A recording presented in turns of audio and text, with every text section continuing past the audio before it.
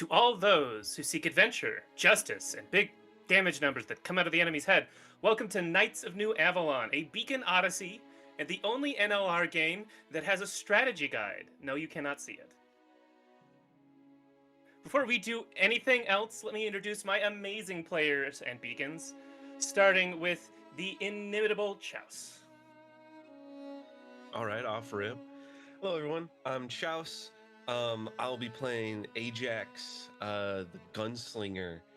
And for reasons everyone is well aware of, I keep fire extinguisher in my room at all times. I keep it right next to a bottle of butane. Kind of counterintuitive, Balance. but you know what? We make Balance. I get it. Yes. I think that makes everyone understand here why I say inimitable. Moving on to... You can't laugh in the middle of my joke, I can't tell you. That's gonna make me crack. Next, moving on to the... also the balance to the wonderful chaos that is Chouse is Lucian. Hey, I'm Lucian. I play Cam, the Solitary Angler, our Life Weaver. It's good to be back. Exactly. Then, of course, we also have the excellent Egg. Hey, I'm Emily or Egg-chan, and I have the joy of playing as Hayes Yoon. Very sad Cambion Gravewalker. Yes, very sad, or say very awkward, maybe sad right now. Heavy stuff Well, happened last yeah. episode that I'm sure people didn't, maybe do not remember, but... Or so And awkward. then moving on to last, and certainly not least, the big man himself, Foxy. What's going on, gang? It's Young Foxy, aka Big Foxy, also known as your favorite Fox Philly's finest. And today, I get to reprise my role as the incredible Kana Alva, who is actually also kind of sad right now, come to think of it. Exactly. And for our audience at home, it has been a little bit since we played, so as a quick recap, last time our beacons, had arrived in the Auld Isles, Kana's home realm. There have been some mysteries about misfortune happening in the Aether Sea, of ships being attacked more often by Aetherlings, but all of that is kind of less critical at the moment because Kana, arriving home, has found out that his father has passed. He's been sick for a bit and has never been one to let that slow him down, and is unfortunately gone. Kana has isolated himself a bit from his friends, so his friends, while they went to the main isle, the capital isle, has stayed behind for the morning, and we will catch up with him in a second. But in the meantime, while he was on his own, the rest of the team went to the capital isle, whose name I definitely remember. Renai. No, Renai. That's it. I have a pronunciation guide. I need it. Renai, where they went on a few adventures, looked at some stuff at the library, and then ran into a friend of theirs, Rodram, one of the captain of the ship that they had saved on the way here to the Isles. And Rodram is looking for his own father, who has been quarantined, abducted, unclear, by the Council of Elders for the Isles. As I said, that is all besides the point, because here and now, we would love to catch up with Kana. No, this is not the one I want. I want this one. Good? Alright. I like it. Kana, you've grown up here on this isle. This is your home. And it's been a little bit since you've been back, correct? Indeed. A little bit for Kana is, what, 10 years-ish? It's been a while since Kana's been home. It's probably been about 30 years since Kana's been home. Which, for him isn't that much time, but... It's still significant. So you, this morning, in probably an effort to distract yourselves, have gone off to help others in the Isles to sort of rediscover the place. What does Kana do when he is trying not to think about something? What does he do to distract himself? You said it pretty plainly. He helps people. Kana is the kind of person who lives to see other people happy and taken care of.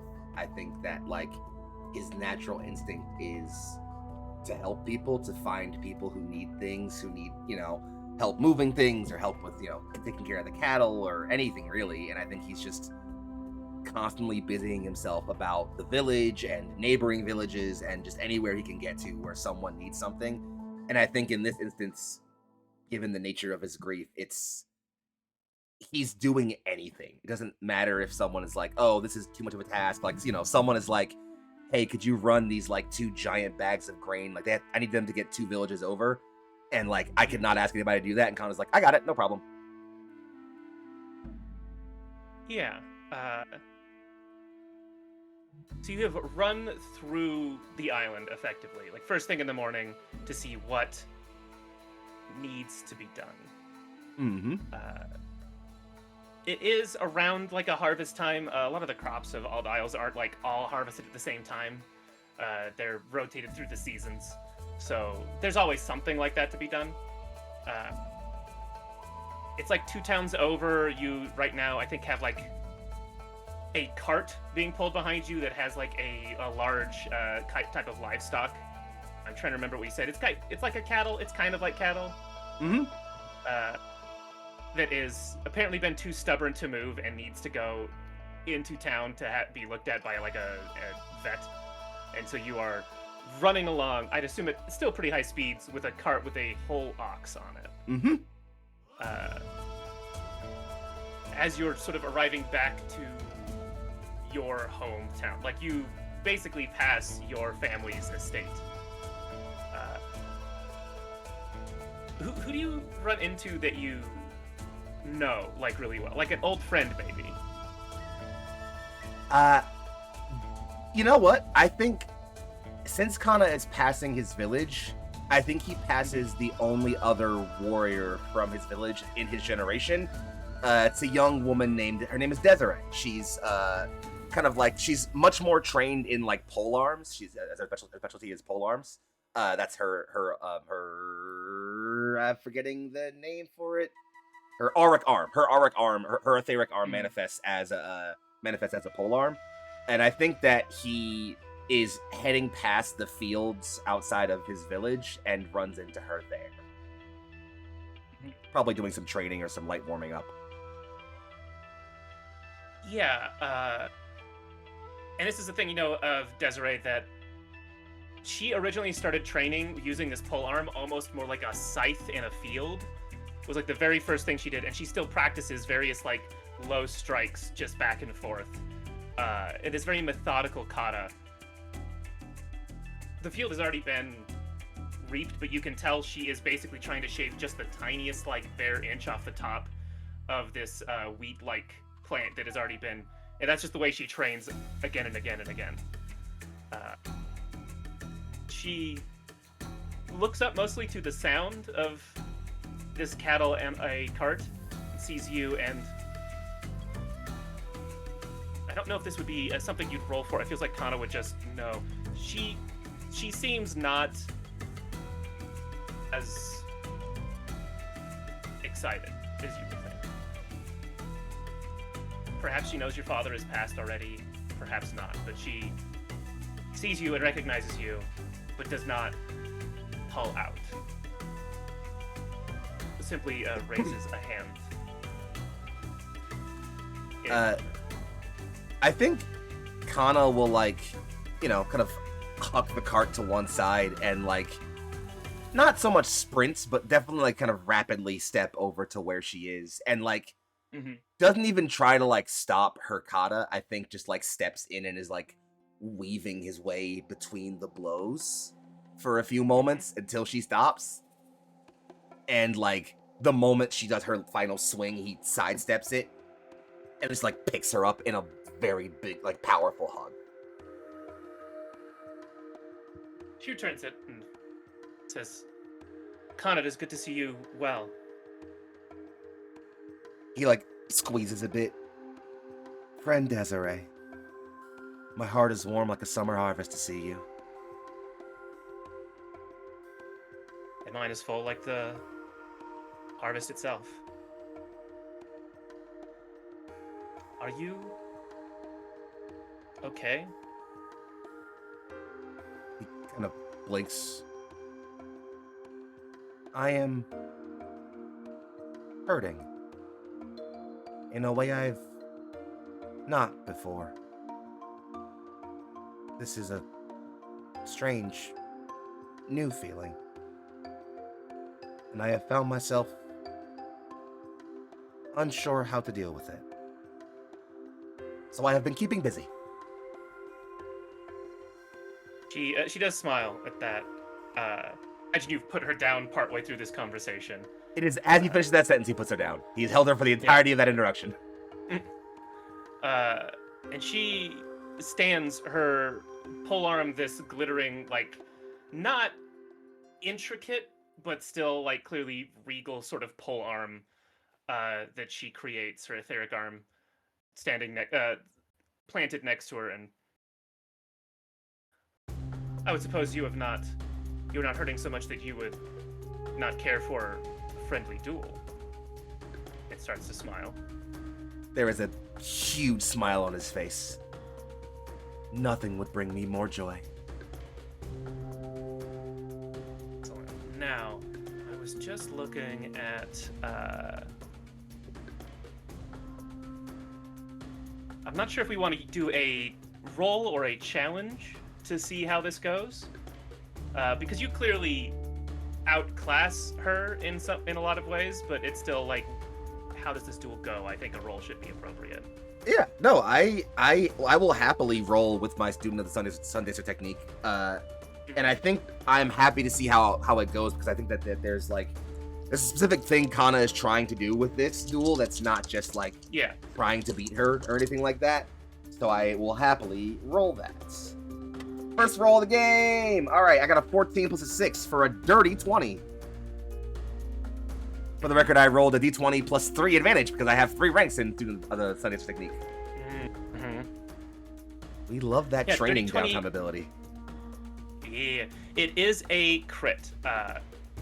What is the thing that Kana is trying to do, and how does he succeed at that more than he thought he would? I think Kana, like, the thing that she'll notice immediately is that, like, and this is a bit of cockiness on his part, certainly, is that, like, while she clearly has her polearm, like, stagnant and ready to duel, Kana has not manifested a weapon at all. Mm-hmm. And it's very clear of her being like, oh, you little shit, fine. And so, like, as they're dueling, Kana is just, again, like, weaving around her guard, clearly, like, stepping in and, like, placing, like, quick blows against, like, her side and her shoulder. Not striking her hard, but clearly just, like, he's not testing her. He's testing himself. Like, he is trying to find the places wherein his own Sundancer technique still needs work, and challenging someone who is, like, Desiree thinks Kana outclasses him, and he doesn't see it that way at all. I think Kana sees the fact that she, like other Kadrase, have specialized in her chosen weaponry, her chosen dancing. That focus makes her such a more potent and capable warrior compared to Kana's kind of everywhere style, that I think for him, fighting someone who is so specialized, especially because Kana thinks he's already pretty good at polearms, is a way for him to, he's testing his stance and his performance and what he thinks he would do were he in her position against what she's doing. And I think that in doing so, he, like, I think there is a moment where she strikes him, like, really hard, like, because he's kind of playing around with her for a bit, and, like, at one point he, like, steps too far in, and she, like, rams the haft of her polearm, like, directly into his midsection, like, he coughs out air and everything, and, like, reels back, kneels over, and, like, just has the biggest smile on his face. And yeah, I think the fight starts with her, like, very at range. She has the range, she is trying to use it. It is in stepping in and some of these blows that you Kana has stepped in too far is the one where he really gets hit. Desiree is not saying the names of her moves the way that she used to. You recognize the opening one at range is Ripples on a Pond. And as you're in close, it is the Gale Upon the Wind is a big sweeping blow that misses. She does say the final one that strikes you. It is the Avalanche is a very simple named move. So it's just Avalanche, and she swaps, and it's like the butt, since you're so far in, as she's choked up, launches you backwards a bit. You're still standing. She is surprised that you overextended yourself so much, and you did get hit. You are winded, but she kind of expected you to go ass over tea kettle. You can tell. It is, I think, a thing, especially among Kadrasi fighting with etheric power, that you get a sense of motivation in this moment through this fight. And she is distancing herself from you in more than distance. She smiles, but not as broadly. You are an arrogant little shit, and I don't want you to ever change. I have found I do not believe I can, friend. There is something heavy about your heart. Would you lighten that load with me? She nods, like she recognizes there is, and says, I'm not sure I know. Things are... And she struggles for words. She's not a wordsmith, let's say. And it is not a thing I can say I have evidence of, or things that I know. It's something that I feel. It feels that the Auld Isles has become less connected somehow. The crops go out, the food comes in, people laugh, they dance, they fight, but less together. And she shrugs, casually is like spinning her pole arm as she is wont to do. It's a familiar tick for you. It's just, I can't say. Only a feeling. Feelings are a truth all their own.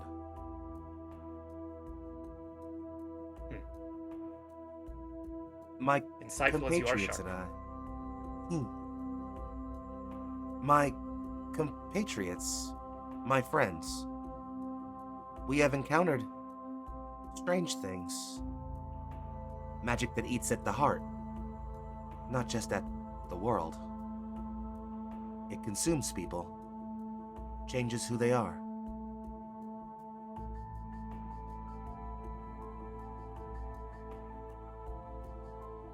She nods. I've seen or heard of some of your exploits. You fit amongst them, though you are all so different. Like branches that stabilize the tree. You all move so differently, and yet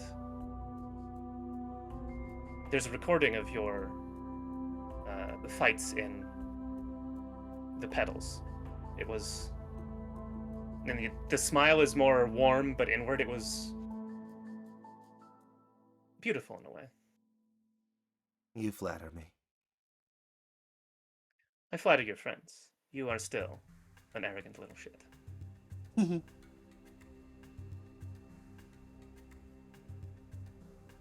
Where are the other beacons?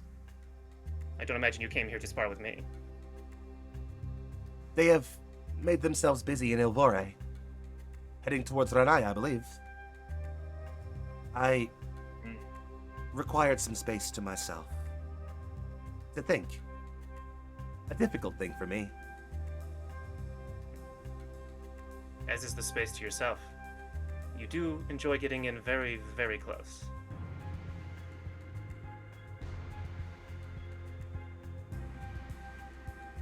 He, makes a really warm smile that doesn't reach his eyes. Funny, then, that I've gotten so comfortable moving on my own.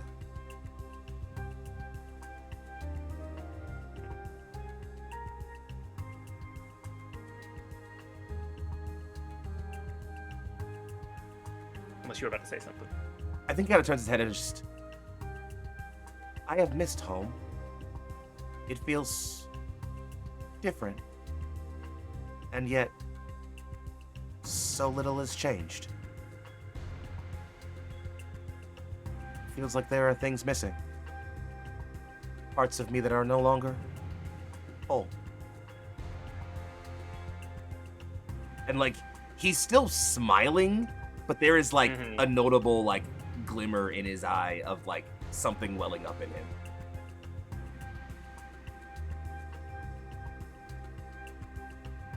Desiree hugs Kana instead of Kana hugging her. And it is not the big bear hug. It is, she's a bit taller than Kana, like not by a lot, but Kana is categorically short for a Kadrase. Yeah. It is more in an attempt of comfort and just, I think that's the words I was looking for about that disconnect. I think we have all somehow ourselves, without moving, left something behind. We will all miss your father.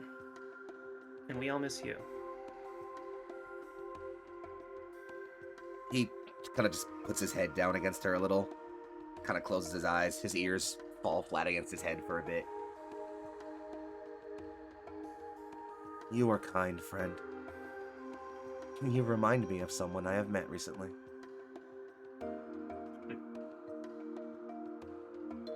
They must be pretty amazing, if they remind you of me. They are quite incredible. That much is true.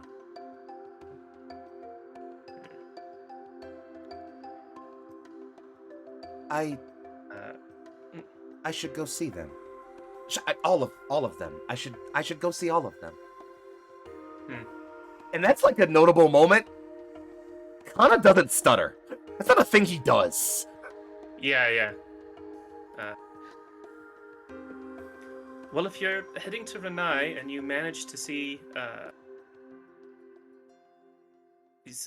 Sor, which you would recognize, Drosfe Sor is he's the elder of your island. He's one of the 7 family heads. It's like, if you see Sor, you should tell him that we are also miss him. Not as much. It's only been maybe a year. But Sor should be more at home. His wife is quite cross. Elder Sor absent from the home for a year. That feels... Yes. strange. I mean, we've seen him at the council seat. Simply, he has not found it necessary to be on his own island. It is odd. Odd indeed. And he kind of like furrows his brow a bit and like puts a hand up, like upward onto her shoulder. Friend Desiree, whatever ails our home, be it outside or within, I will see it solved. That is my writ of the beacon. That is my doll. It is one that we need. I want Kana to roll something. He doesn't have to succeed at this yet. It's going to be 3 difficulties, but it's whatever Kana would do to sense connections between people. Like, it's a magical sense of like his place amongst people. Oh, I'm autistic as fuck. I don't have any skills for that. I'm autistic as hell. I don't have anything for that. I'm sorry to say. I don't understand social connection or cue. So I'm just gonna roll that with 3 difficulties. That's cool. Yeah. Ooh! That was a -4. Fucking hell. I rolled a 2 on the D20 and a 6 on my highest D6. Shit. It's pretty good. Yeah, this is more. This is going to be a recurring check that's going to happen for a bit of a sense that Kana does not sense anything in particular. Only that same emotion of like, okay, yeah, Cheese clearly feels like there's a disconnect here, and Kana clearly feels like there's some kind of disconnect between him and the Isles right now. Not fully, just something is off kilter, and that's all he's got. What he's already picked up from the conversation. That boy dumb. He don't think. But yeah, that's I think that's what you get out of this scene. Now you do have access to like all of the various skimmers and ships that your family owns is a strong word. More like they like organize and maintain. Like, you know, the guy that builds them, you know, the people who run them, and your mother as sort of like this organizer of the community is allowed access as you are. They're more of a community resource. So you would find it quite easy to make it back to the other island. And I'd imagine Kana is pretty knowledgeable about how to drive these little skiffs, light skiffs. Can I possibly take the slightest Sure. narrative tweak to things? Yeah. Sure. I want to slightly retcon and say that the Brahmox that needs to be delivered, that Kana has been carrying, actually needed to go to like a port town so it could get on a ship and go to Ranai. Yeah. And I think as like Kana is getting back on the road, as like looking off towards like the edge of the isle, he can see a ship like beginning to sail that route, and like looks back at the cart and like stops it, puts a hand on the Brahmox and is like, "I am very sorry for this, friend," and just hefts it up in both hands and takes off sprinting towards the edge. All right. Is that where we leave that scene, or Yep, that's where we're leaving what's it. the next step here? Oh, I mean, he's gonna leap onto the ship and hitch a ride over to Ranai. Yeah. I don't know if this is not a roll that you can fail, but I do want one more roll to be like, how graceful is this? And I will say failure could cause some resources to be used, let's say, if it was a very bad failure. I'm a sprightly tumbler. I'll roll with that skill. I think this is at least, you're carrying a big creature. I think there's got to be at least a difficulty here, right? Well, I have 2 points in that skill, so I'll roll with 1 accuracy. You know what? Hold on. It's time to get a sword die out. Let's get a sword dice going. Hell yeah. Ooh, Why? sword dice. Gotta get a sword dice out for this one. Do you know We how love a much sword Kana dice! 11 plus 6 on the accuracy for a total of 17. Yeah, that is a hit. Yeah, this is more of an expression of how graceful this is, and I think that onlookers are, surprised is probably the wrong word because it is Kana and they know him, but it's still impressed by how graceful it is while carrying a creature several times Kana's size. There's even like another light skimmer, like a small one between you and the ship that has already started to leave that Kana like launches off of. Mm-hmm. You know the guy there, you have to go, sorry. Hope I didn't knock anything off. Forgive me, friend! In midair. Yeah, exactly.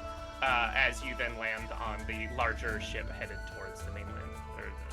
I think Kana leaps with the ox onto like the light skimmer, and then as he lands on the light skimmer, he is like throwing the ox effectively and then leaping onto the other ship and then catching it. It's just like looking up the Brahmox. The Brahmox has like wide, like terrified eyes. Kana is just all done now. You know, like at the Scholastic Book Fair, the little things that have their eyes pop out. You just squeeze him. Yep.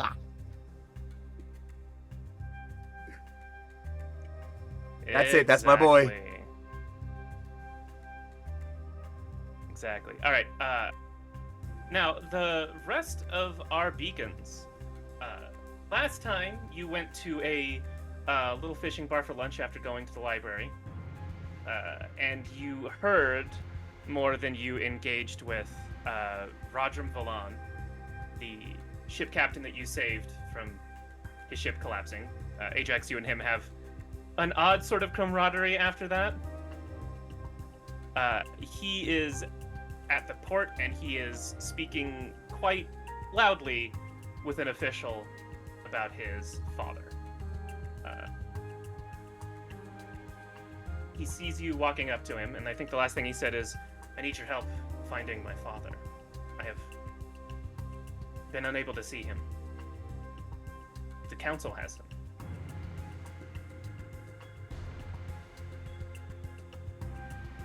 I will say, Kana, you're not quite in this scene yet, but we, the audience, can tell the ship we saw you jump on, it's docking right now.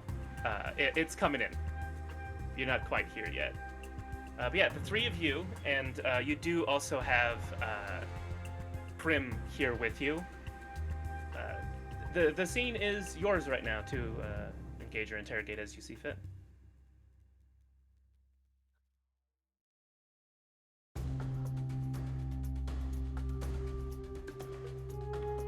I think Hayes will kind of look to Ajax as like how are they reading the situation because of the time they spent with Rodram, and they will ask Rodram, what do you mean the council will not allow you to see him?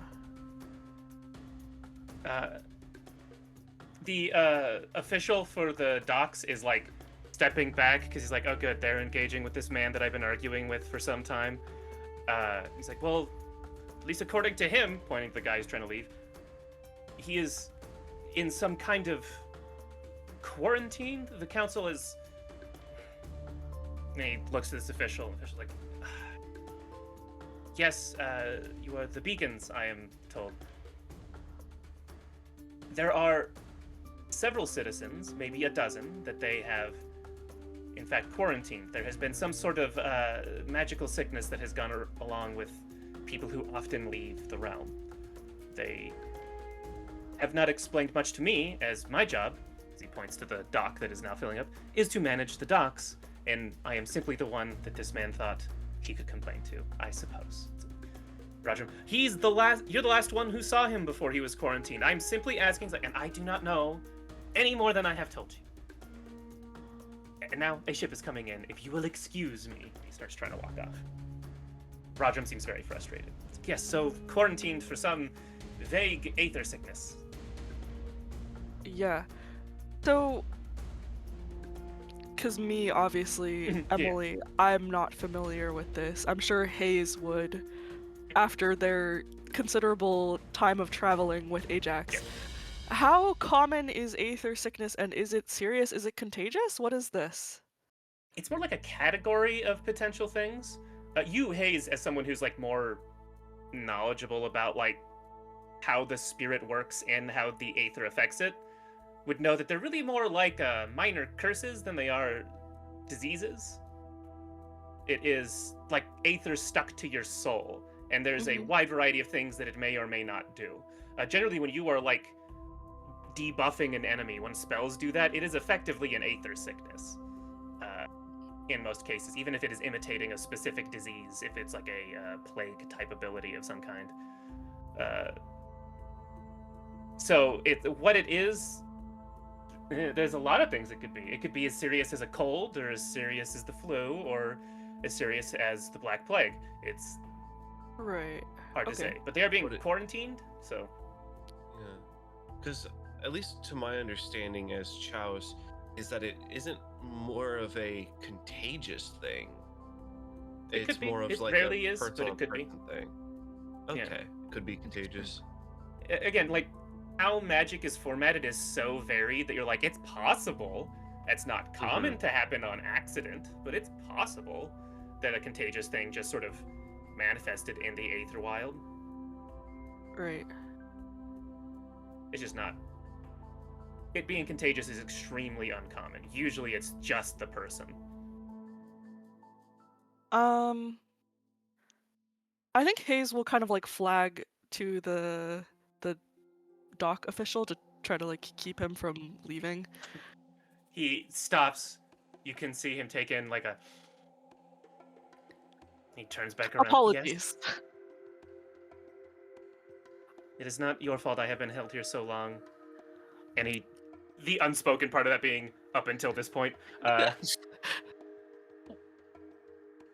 Well, many of the beacons may be able to assist in remedying this sickness or whatever it may be.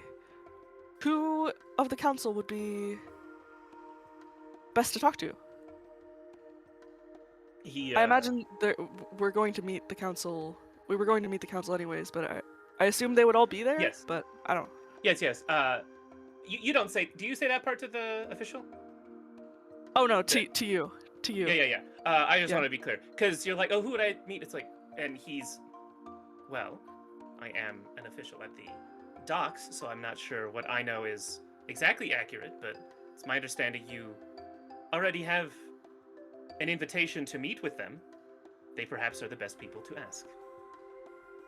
I have a dock to manage. And he points again. Bro is just tired of Any of being them. middle management, dog. He's just fucking Right? had it. He's like, I manage ships, not sick people. What do you want from me? It's He's like like, when you want talk to corporate and get the fuck out of my face, gang. Car. Like legit, like talk to corporate, get the fuck out of my face, broski. I have nothing for you. Like I did not ask for customer service. The fuck Yeah. am I doing here?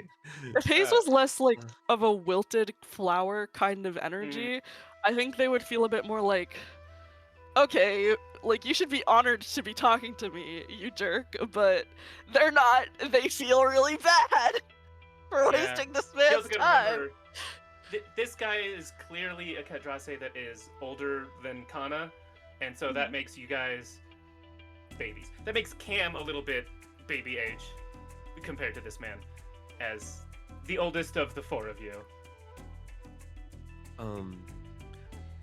Ajax is probably gonna ask what Rodrim's dad's name is. Rajam's. Oh, it's Fadro Valon. He's the patriarch of the House of Sales, is what our house is called. And how old are they? I would not put a specific year on it, but they are. They would be old enough to be on one of the 7 family heads if his family was just a little more influential. What was the name again? Okay. Sorry. Fadro, Fadro. Fadro, Fadro Valon. Got it. He is the patriarch of that family, so I don't want to give a number. I think Rodram could give you an exact number, and it is definitely like more than like 200, 300 years old. If Kana is a basis at 150 something, I think. I can't Kana is remember. 254. Never mind. Make that more like 500. I see. I was like, I don't want to remember the scale of this. Average Kadrase age upon death is around the 13 to 1400s. The oldest Kadrase lived to about 2000. Mm-hmm. Damn, Which yeah, I thought I think Yoda lived long. we're 900 years old. You are. No, I think that also like that would remind Ajax like, oh yeah, there's some people here who, like the eldest people here were alive before the realm shattered and would remember clearly the world before that.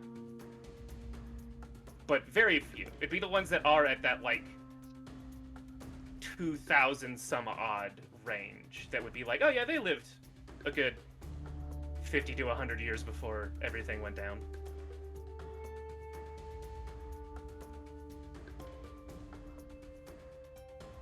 So yeah, he's got to be like 500, 600 years old, the father. Anywho. I'd say at around this time, Kana, you could see your friends on the dock as your ship is pulling in. You are no longer in charge of this cattle, so you do not need to bring it along with you. He pats the cattle as he gets it off to the person that's going to handle it at the dock. Apologies again, and thank you, friend. Be well. It has calmed down much more, possibly after you have given it oats of some kind to feed on. Now just murr. And they'll kind of pat and like take a long breath, and then yeah, I'll go looking for. I think he, we'll assume that like, I think Kana knows the place enough that like he can go look. He's gonna go look for the dockmaster and ask them if they've seen his friends, the other beacons. Mm-hmm. So you like scan and you look and then you see him, and coincidentally, Oh, the beacon. look at that. Fate is kind. How convenient. And yeah, he'll just kind of stroll on over. Kana is still dressed the same way he was when carrying the ox and the cart, and so I think this is probably the first time you've all seen him fully shirtless. So the markings that are on his face and like under his eyes and down his chin do spread down to like the middle of his chest and down his like arms and like to like the middle of his stomach is kind of where they end. Is the first thing. Secondly, Kana has a decent amount of scars. Most of them kind of old and like ragged and like kind of closed over by now, but a fair number of them. 3, the kid is shredded. Yeah, I was about to say like, How could they not? considering be, he though? just picked up a whole ass steer, like a big old creature, and I ran do and 4,000 yeah. push-ups, 4,000 sit-ups and 4,000 crunches every morning. As a warm-up.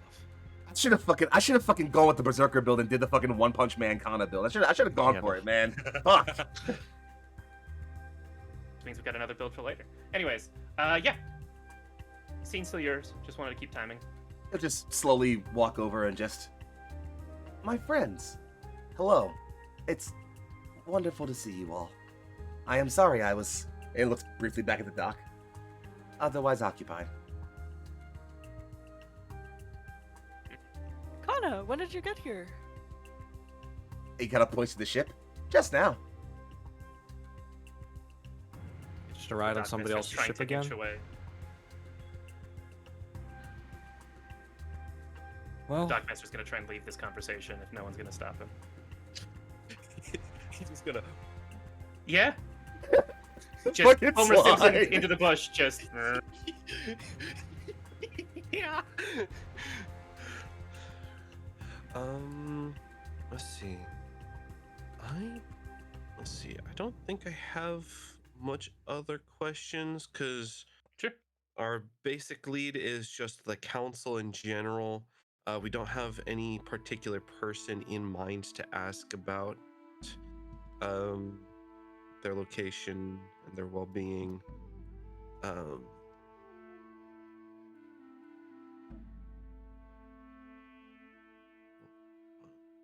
So the Dockmaster Shit.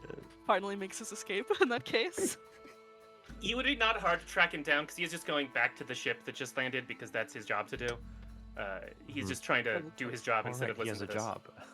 Yes, he does. A J-O-B, ew. A wage cut. I hate you. I'm fucking dead. I That's thought I was awful. muted. That's my bad. I thought I was muted. I would be so rude. Oh my lord.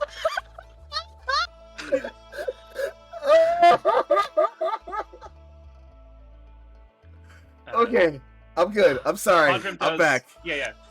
Rodram does to kind of like, hail friend Kana. I'm glad we have everyone here now. Perhaps we can figure out what's going on.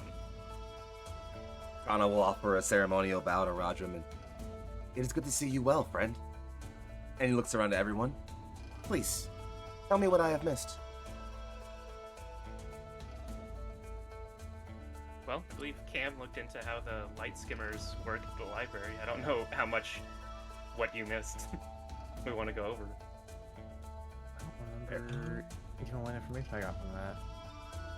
Oh, it's Feel just like- saying what you guys did last time was go to the Well, it- library and It research seemed stuff like and the see end food. goal of that research was like making a light skimmer at some point. Yeah, and I think no? it didn't work out very well. Yeah, It'll take more rolls. It'll just take more rolls. Yeah. You just didn't more studying. succeed yet. I have. Ajax did some ancient just- research, and Mhm. I don't I have remember what Hayes discovered- did. Sorry. You go. I have discovered more about the ancient data structure that we found at the home we came across, and I may need your help with the high magic Kana in regards to the accessing of the data, but that will be at a later time.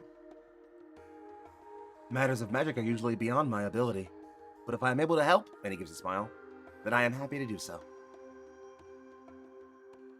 Ajax will like, you can see like as they go to like start to explain it, they realize who they're talking to and they kind of just take that half step back.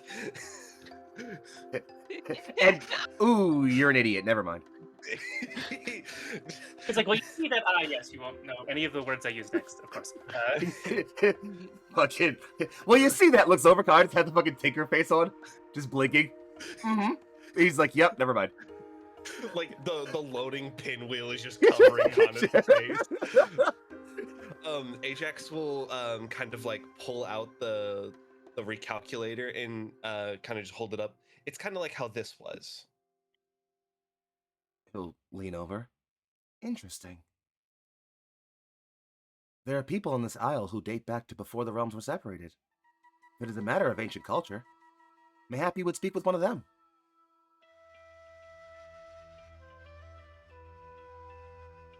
You'll see, like, Ajax will, like,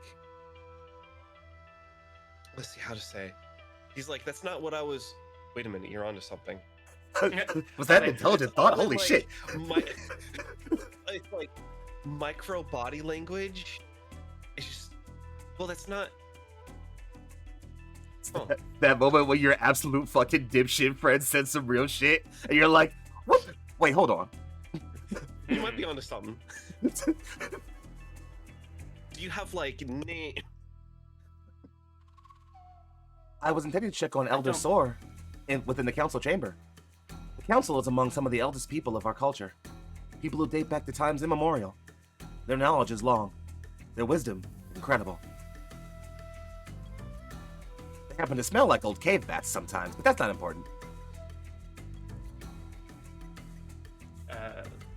Rodram tries not to laugh out loud. Like, you could see him, like, it's stony face, but it's definitely, like, tension, just like... Straight face from Kana. Wasn't even a joke. He's just an observation. And he stink. Smell Like, cave bats and mothball. Fully noted.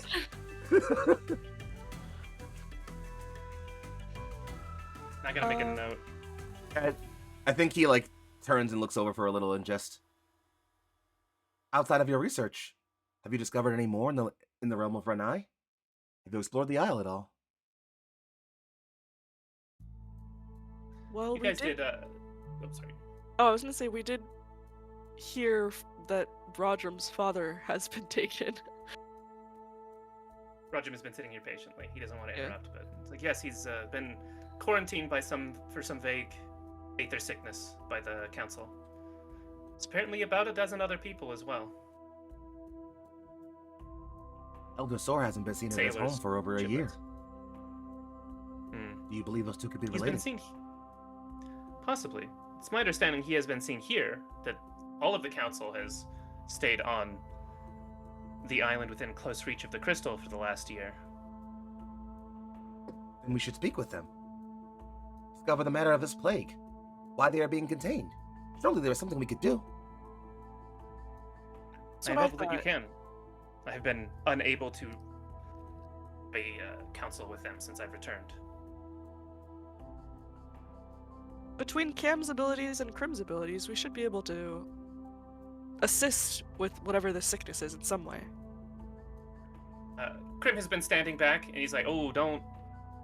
I'm not gonna make any promises about that. Don't be that. I played music. Oh no, Hayes- baby. Hayes is absolutely still on this. You're a beacon, buddy.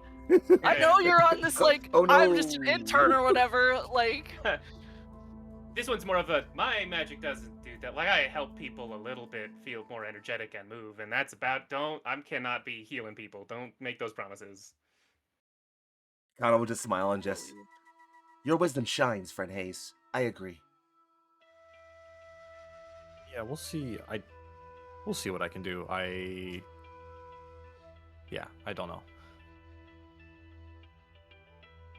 And- Rodram would, to Cam and Hayes in particular, is like the two people who are doing that. He recognizes that Krim is not confident, but you two seem to be.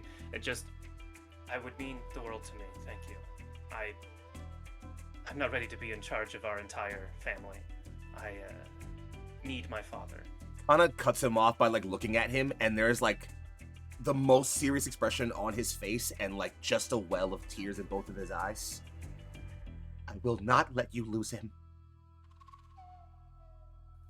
Rodram is unaware of what has happened to Kana and is trying to be very sincere back and is trying not to be like, that's sudden, and the rest of you know exactly what's going on. Yeah, I think Hayes will put a hand on Kana's shoulder and we'll say, we're here to help. This is kind of both to Kana and to Rodram. I feel like this is probably more for Hayes, but I think Cam, you could take this one. It's the same 3 difficulty check with whatever skill you think you would use to sense, like, where someone is in the world. I know that's like vague, but like it's a sense of like human connection. Like, what magic would you do to sense that? Cam, yes. Either Cam or Hayes. It feels like Hayes, you're more interacting with the scene, so I don't. Yeah. But Cam, Either you way. could if you wanted to. No, you go ahead, Hayes. Yeah. Okay. It's 3 I would difficult. say empathetic ear here. Yes. Sure. I'm feeling empathetic to the world around me. I'm an empath, My and friends. I'm feeling that. Oh no. I'm an empath, guys. Yeah, but in a magical setting, that might actually fucking mean something. Yo, Fair, I fair. did that to a middle schooler the other day. A kid fell during soccer, and I walked over and I was like, "Yo, are you good? I'm an empath, and I'm sensing you might be in a lot of pain in your knee right now." And he got so mad at me. And then, could you remind me what I'm? Because I have 2 points, I roll 2d6, and then I take the highest one. Yes. Exactly that. Yes, No need to except remind you this at is all. 3 Oh, difficulties. 3 difficulties. So, Which means that you actually roll Minus 1d6 and take that away. Yeah. oh, okay. So then I am a 9. A 9 is not gonna 12 make minus it. 3. Yeah. You have. Oh wait, did you add your grit to that, Only by the the- way? Oh, yeah, I you did get to add not. your grit. 11. You are grit in 2 that right case. now. Hey. Forgot about grit. Ah. Thank Yeah, that is a hit. This is kind of an evolution of the senses that you've already been having. It's almost like it's the finest, most ethereal, like, line leaving Rodrum towards the center of the island where the council is. A direct connection you cannot see the other side of, but the only reason you see it is it almost is like a string that has been plucked at that moment when he is clearly thinking of his father. Okay. Uh, I was just You- about to say, is that his father?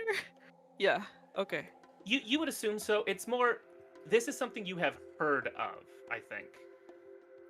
But you haven't experienced, because this is purely on the sense of there is a magical connection between people who are familiar with each other that, like, long distance communication technically travels along. Like, if you send a message to someone you're very connected with over great distances, it Right. is, you are starting to see it. Got you.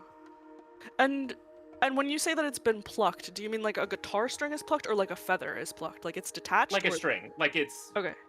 resonating Okay, in cool, some cool, way. cool. You're sure that For if a you... second, I thought it was the other one, and Yeah. I was like, oh no, did he No, die? that moment, Okay. in that second. No, no, it's... You know that you would see more if you could sense more, but this is sort of a beginning of just this sense of people. Yeah. But yeah, you are starting to sense that. That's all. This is a multi-check thing before we really get to the bottom what this is, but this is the first success, so...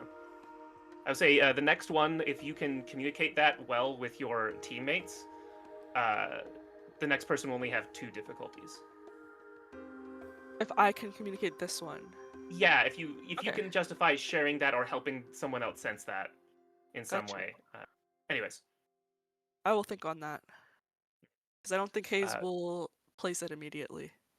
sure.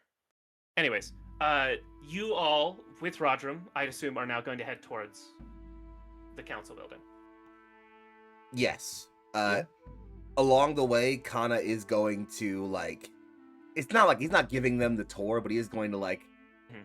he's pointing out, but, like, and Rodrum, who was also from the Auld Isles, would know, like, Kana is not giving, like, and this area is, like, you know, like the central shopping markets, and this Mhm. is, like, you know, it's more like everywhere Kana goes is, like, he points to a random stand and goes, they have the absolute best fruitcakes in the land.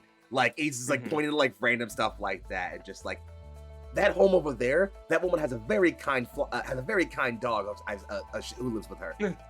Like, just random, like, pointing to random Yeah. like that. But I think at one point, he points to, like, this massive, like, it's a centralized, it's like an amphitheater where like performances and like different sermons and speeches, even like political debates are often had. And it's this massive kind of almost like dome top set of like outer pillars around a large kind of curved building with these wide bay windows that clearly is all meant to have like lots of like centralized seating and internal like places that all kind of peer down onto this open like open air amphitheater where there's like rows of places to sit, and kind of points to that and stops moving. My father designed that. I think the rest of you beacons would find this at least interesting, if not fascinating, because you did get kind of a city tour, like a more traditional one from Dross, the guy that works with Kana's family. It's sort of like their representative in the city. He went off to the council building to sort of let them know you guys were coming when you guys were having lunch. He does not know about Rodrum at all, so he's going to have a surprise when you get there, I assume. So yeah, he gave you like the historical stuff, and Kana's given you the like personal stuff. And then ending on this note, it's got to be at least a little interesting. Did your father make many things? He was a It's great very impressive. aethersmith. He once said that for things to that in times of war, the warrior rules over the worker, and things don't work because warriors only make war. If you want things to work, you must have workers rule over builders. Workers rule over warriors. Workers are the ones that make things work.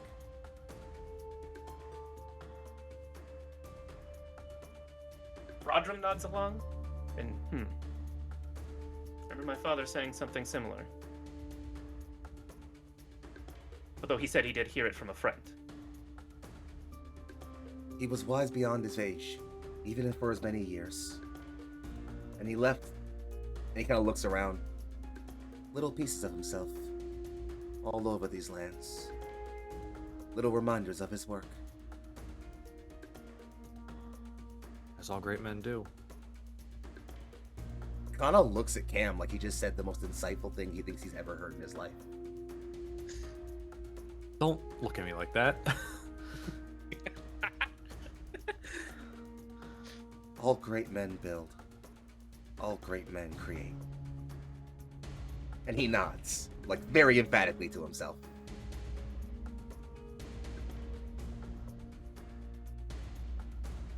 Rodrum nods less enthusiastically, but just to that is like, He looks to the skies and the many ships that are on airships around the Isles when he nods, though. The thing you'd imagine his father helped build. You are continuing to walk along. I think kind of you see a few more of like, oh yeah, that place has some like really good this dish, and you know the same things you've been pointing out so far. A few people say hi to you as you pass. They seem, again, like the rest of the island, they recognize you more for you than the beacons, and they know who the beacons are, but are not as, let's say, enamored or impressed as New Avalon people are. You eventually come up the stairs to, like, this is just like a long stair thoroughfare all the way up to what is the highest point on the island. It is an impressive building. Not necessarily for its size, but for its artistry. There is dramatically carved and precisely made statues of marble with aether light sort of like clothing almost around them. And behind this building, from the direction you're approaching it, is a sphere of golden light off in the distance. Distance is maybe too far. And Kana, you know that is the island that the crystal is kept, the realm crystal. You also know that while you can't see it now, there is a specialized sort of air skimmer vehicle that only goes between the council building, and the crystal. It is the only vehicle that can do so. It is basically tethered to this island this way that even with the sort of like swirling clockwork regularity of the islands as they move, that this island always is behind the building at this angle, kept on a precise beam. This is the council building. Kate, I have a question. For sure. Sorry. So you were saying that the string that I saw between Rodrum and his father, was that like it was towards the council building? Yes, although I don't know if you should roll Or did it for kind a of more like precise buzz location. out in that general Well, direction? You see the beginning of the string, and then it just kind of fades farther away, but you saw the direction it was pointing. Right. Okay. I would say you do not see it now. It was a moment of insight before you could really establish this. Yeah. But it I was imagine in this that direction. it was the brief moment. I'm just trying to picture like I was also that put it in that towards direction. like something else, or the council building is like that I direction? don't think you'd have to roll something for this insight of it could be something past the council building. Right. But it was at the top of the stairs. That through line is probably from through the building to maybe the Crystal Island, but that seems improbable. And at least in terms of elevation, there's not like a lot of islands that are farther up that way. That you can see. Cool. And it thank is you. a pretty impressive building. It probably has the space to house many people. Again, it is not tiny. It's just not like massive. I think, Kana, you have heard it described as a monument to, not governance, but it's like a similar word. Community. It's somewhere between the two is the term in your native language. And it is that. It's meant to represent all of the islands. Each statue is made by a different one of the islands. There are many smaller ones for the islands that sort of are organized under other islands, under the seven, etc. Yeah. You guys wanted to say or do anything before you enter? I think Hayes will bring up the string, and they will. I'll say, raise Cam and the Ajax, following you're familiar with the concept of these strings of connections between others, although I don't know that would be the way you'd process it. Continue. Yeah. So, I think from Hayes' perspective, they would probably like direct this towards Ajax, but like speaking to the group.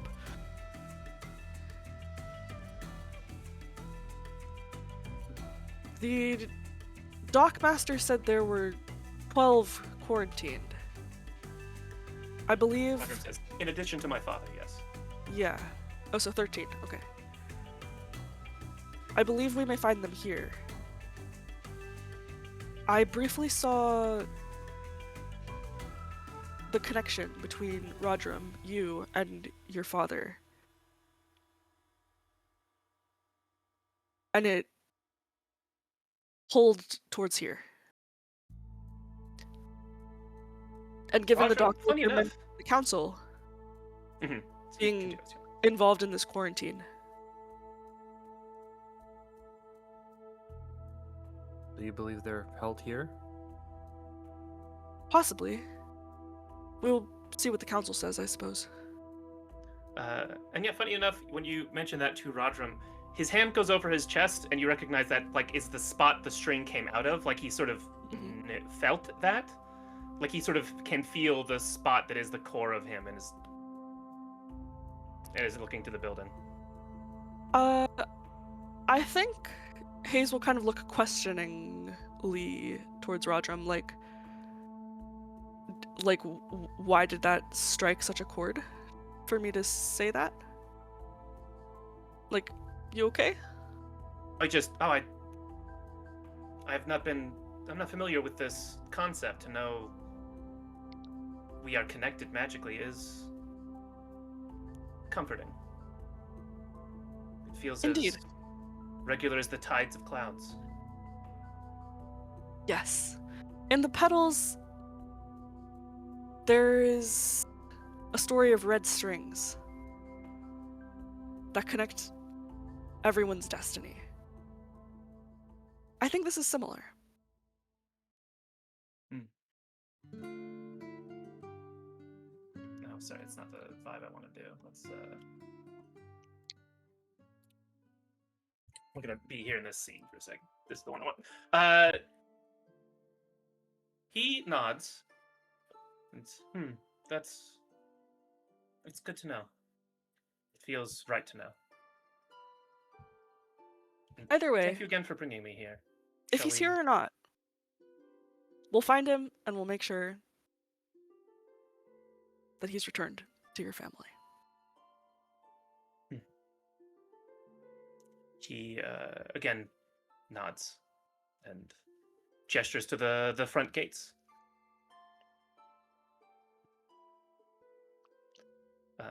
Assuming you'll enter. You open these front doors. They seem like they'd be too massive to move, but they swing in quite easily. There is an opening, sort of, I guess lobby would be the right word for it. There is a few guards around that, while they're too professional to react too much, Kana, you are especially familiar with the sort of stoicism that they might have, that they do clock all of you and recognize you in particular. You've trained with some of them. There is, again, the sort of like front reception desk. There is what looks like yet another beleaguered, I can't find the word off the top of my head, like office worker is the wrong word, but Bureaucrat? person who, yeah, bureaucrat. Thank you. A beleaguered bureaucrat who is talking mostly pleasantly with Dross Dom, who turns to you as you enter and seems happy to see you all. Sees Rodram and seems confused, and you can tell the man at the desk is not confused and not happy to see Rodram. There are a bunch of other people who have been waiting around, it seems, and some of the, again, nice, but still clearly very, like, meant for people to wait here kind of furniture that's around, places for people to sit while they await announcements. There are doors around that guards are at, but it seems like this is where they make sure to actually organize where people go in this large structure and who's allowed to go where. Dross approaches you. It's like, "Hail, Beacons. I'm glad that you could make it." It's to Kana in particular, and I'm glad that you are here. Hail and well met, friend Dross. We would speak with the council. As you should. They are prepared for you, and then he's to Rodram. I don't know about... And Rodram is going to step forward and start speaking unless someone wants to do it for him. I think, yeah, Kana's bullish about this. This friend Rodram will accompany us.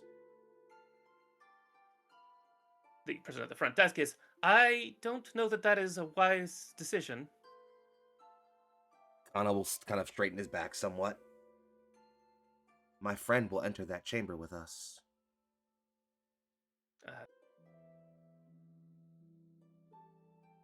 The woman at the front desk, she's just, it's... You get the sense she understands that you outrank her as beacons, effectively. And she said, the council wished to talk to you alone without potential interruptions from, and she looks to Rodram and then some of the other people around. I'm trying to think who of you would notice this. Kana, despite not being someone who is generally insightful, I think you would recognize this is about 12 groups of people by the way they stand. Mm-hmm. That, like, distance between people seems like a thing that you would notice, like, innately. I think the others of you might as well, but Kana, you'd be like, oh yeah, it's 12 groups of people. Yeah, with the ill? Family of the ill? Kana will Rodram's just look nuts. over to Please. Rodram. Mhm. No, it just look over to Rodram and like, it is in your hands. He seems at war with himself. I wish to be there and ask. I don't wish to interrupt your business with them, but if it is related to my father, I would request that I know what is going on. Uh, the other families, you assume, in the room start paying more attention, and I think Krim might actually step up and be like, "Hey, we can't bring all of them in. That's going to be too disruptive." But then to like the front desk woman, just if it's helpful, I can help assure them here that we're handling it while my friends go and have this conversation. I'll vouch for Rodram. He is level-headed. The front desk lady is considering this, if you guys are down with that plan. Works for me.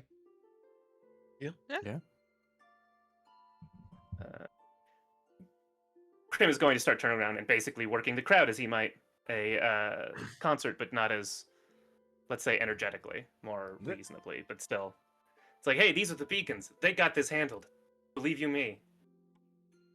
If I know one thing about these beacons is they will absolutely demolish a bureaucracy. Let's go.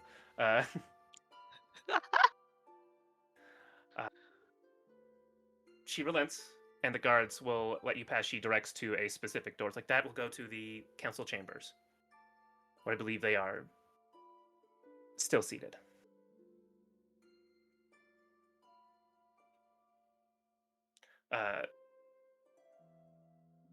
If someone else wants to try and roll that 3 difficulties, 2 for Hayes, or 2 if Hayes wants to help, and I'm trying to remember the mechanics for help here,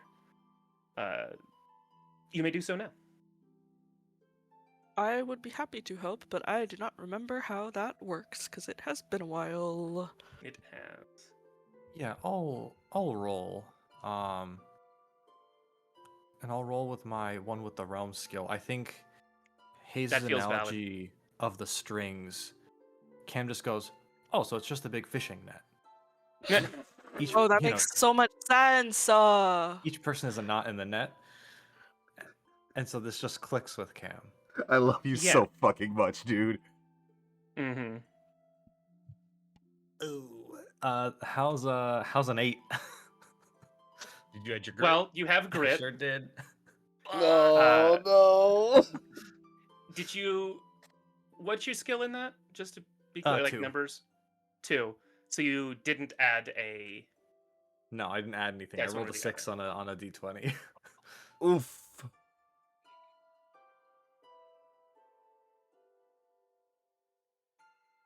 Welp, that didn't work.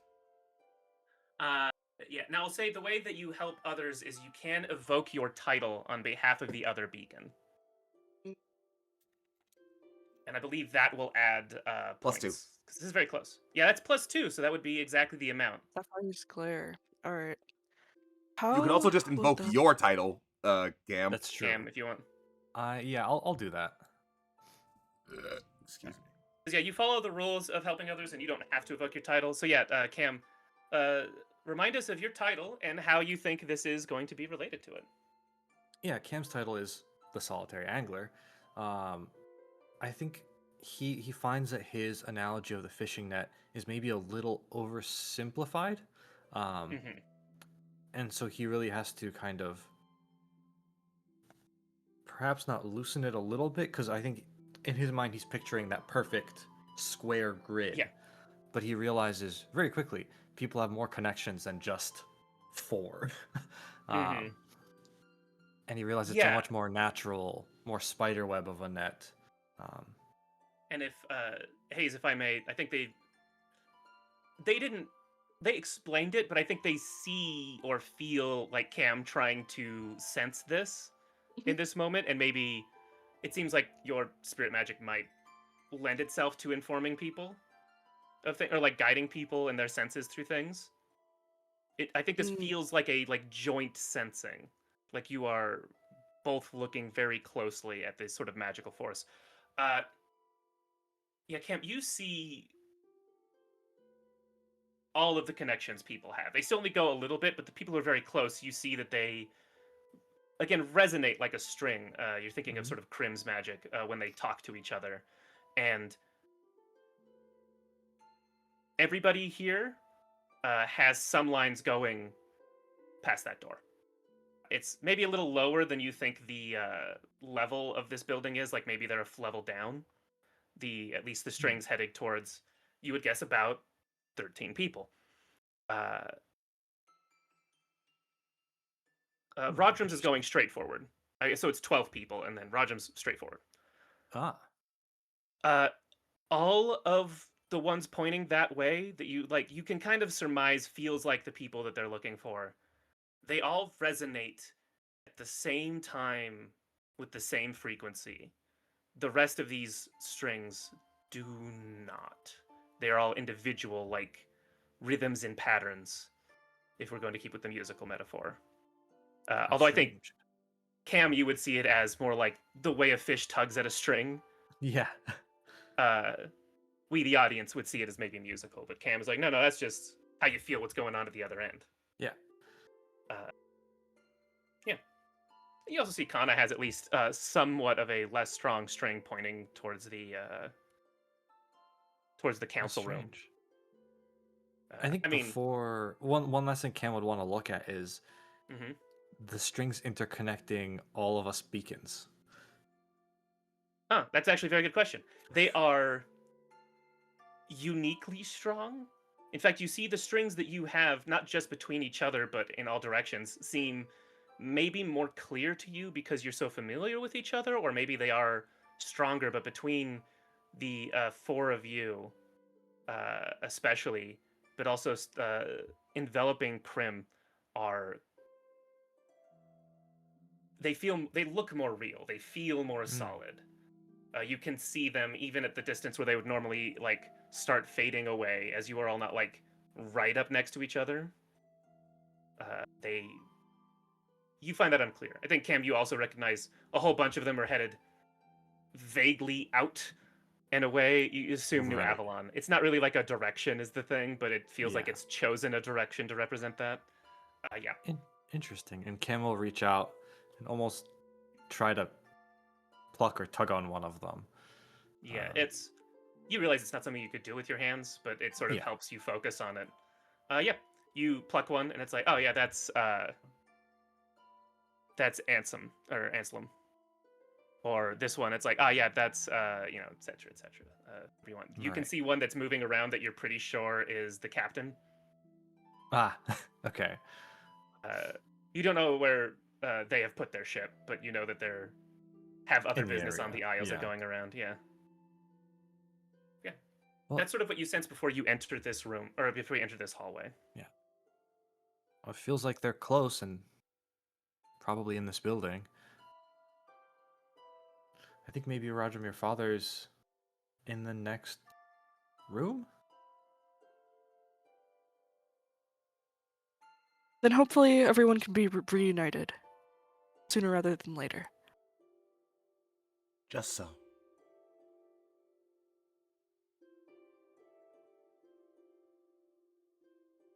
Let's see. If it wouldn't, let's see. Ajax hearing that would probably no, he wouldn't be able to tell what's past that room. And let's see. I mean, if I'm you wanted trying to to roll to figure like out if- understand the layout of this building, you could. But are you asking for something Yeah. different? I'll say, as you're thinking this, there is a hallway. You guys are walking down a hallway past it. You're not in the like front lobby anymore. You are alone. You four of Rodrum and one of the guards. Drom was not, did not want to enter and is not entering. He was just here to prepare your way. Because my initial thought is that Ajax would try to like almost probe in the direction that Cam said that they were in, if that makes sense, or if Yeah. Cam conveyed that, and just see if they can get at least a whiff of what the rock's cooking. Sorry, of Fadra Valon. Joke to immediate apology. Damn. Yeah. The first thing you notice is that the walls and doors here are like kind of designed to shield magical senses to an extent.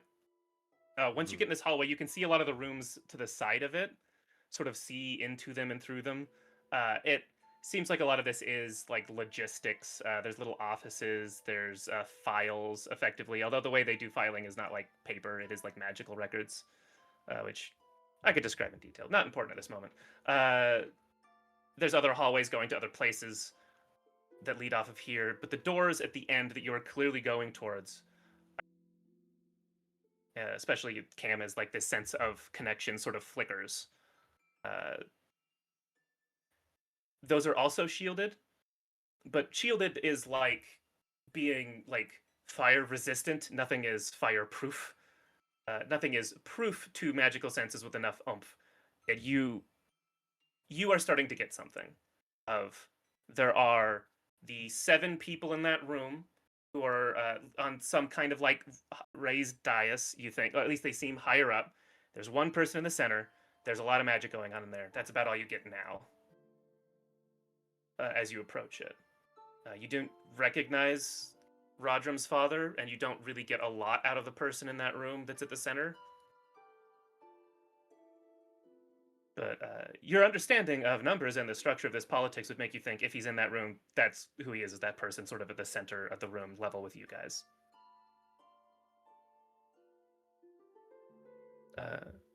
Any other conversation before you open that door?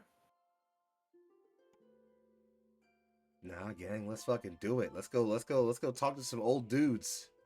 I think. Sorry, before we go in, Cam will also mention the connections to these people flickering in that strange way, in that strange synchronized way.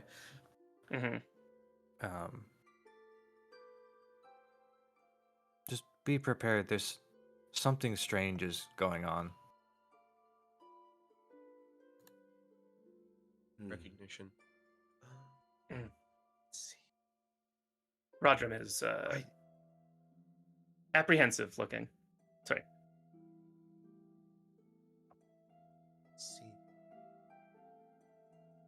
Ajax, let's see, being closer to the door of the council room, Ajax would probably ask Cam for an updated heading on Valon, Right ahead. on Fadro, and try sending out another probe in that direction. Either that or just It's like not distance, it's amount of door open. You're basically getting what you can through like the Okay. cracks in the door. okay, And you're now in front of it. Okay, so it's behind. It's behind the door What? in front of you, You're- for sure. Okay. You're heading there. There's guards. That's where you're going. And you, again, just wanted to give you guys a shot before you open the door. But if there's nothing else, the door is open. This is the council room.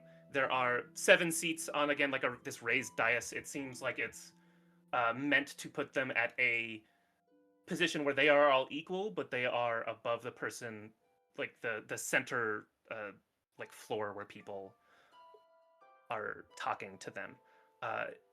There's a few things you all immediately notice.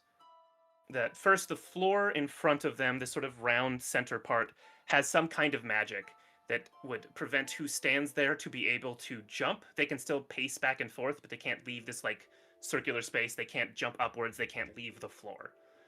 It seems to be an Kana, you'd be familiar. This is what is considered a very comfortable but humane way to sort of restrain someone from leaving. This is someone who is like prisoner or being held. This is the kind of way you would do that in a council room. It's not something that's on all the time in this sort of space. I think kind of you've been in this room before at least once or twice. It is not necessarily a place of punishment. It is a place of conversation and judgment. The man in front of you, whether you like, you doesn't need much to understand that as Fadro. He looks quite a lot like his son. Simply older and definitely more weary. There are, guards to either side of the room that you understand are superfluous. Your magical senses tell you the 7 people up on that dais are far more powerful than the guards could hope to be. They are ancient, and have had a long time to perfect the kind of magic that they do.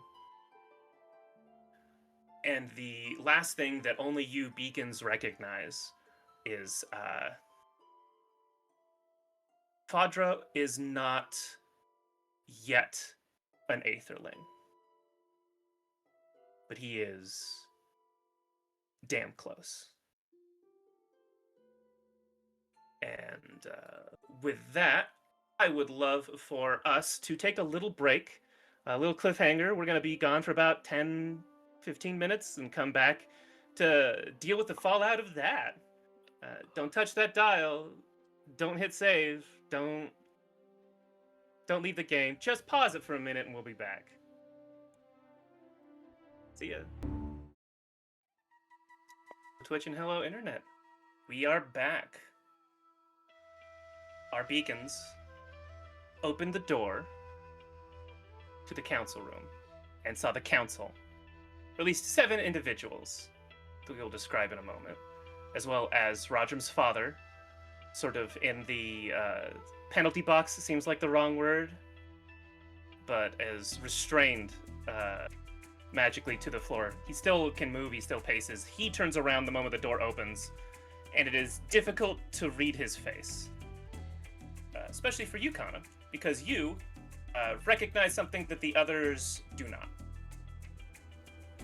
There are 7 figures on this dais, and you know exactly where each person is supposed to sit. And, you know, starting from left to right, it seems like, yep, that makes sense, that makes sense, that makes sense, that makes sense. The one for the island of Luna, your island, is not Drosfesor. It is a different, it's a different person you recognize. Salvaram, the last living beacon, other than yourself, of the island. And the warrior who trained you is in that seat. And the other 2 makes sense. That is the only person out of place in this room. Well, shit. Although the rest of you will maybe not recognize that's not the wrong person, but at least recognize this person means something to Kana very quickly. As,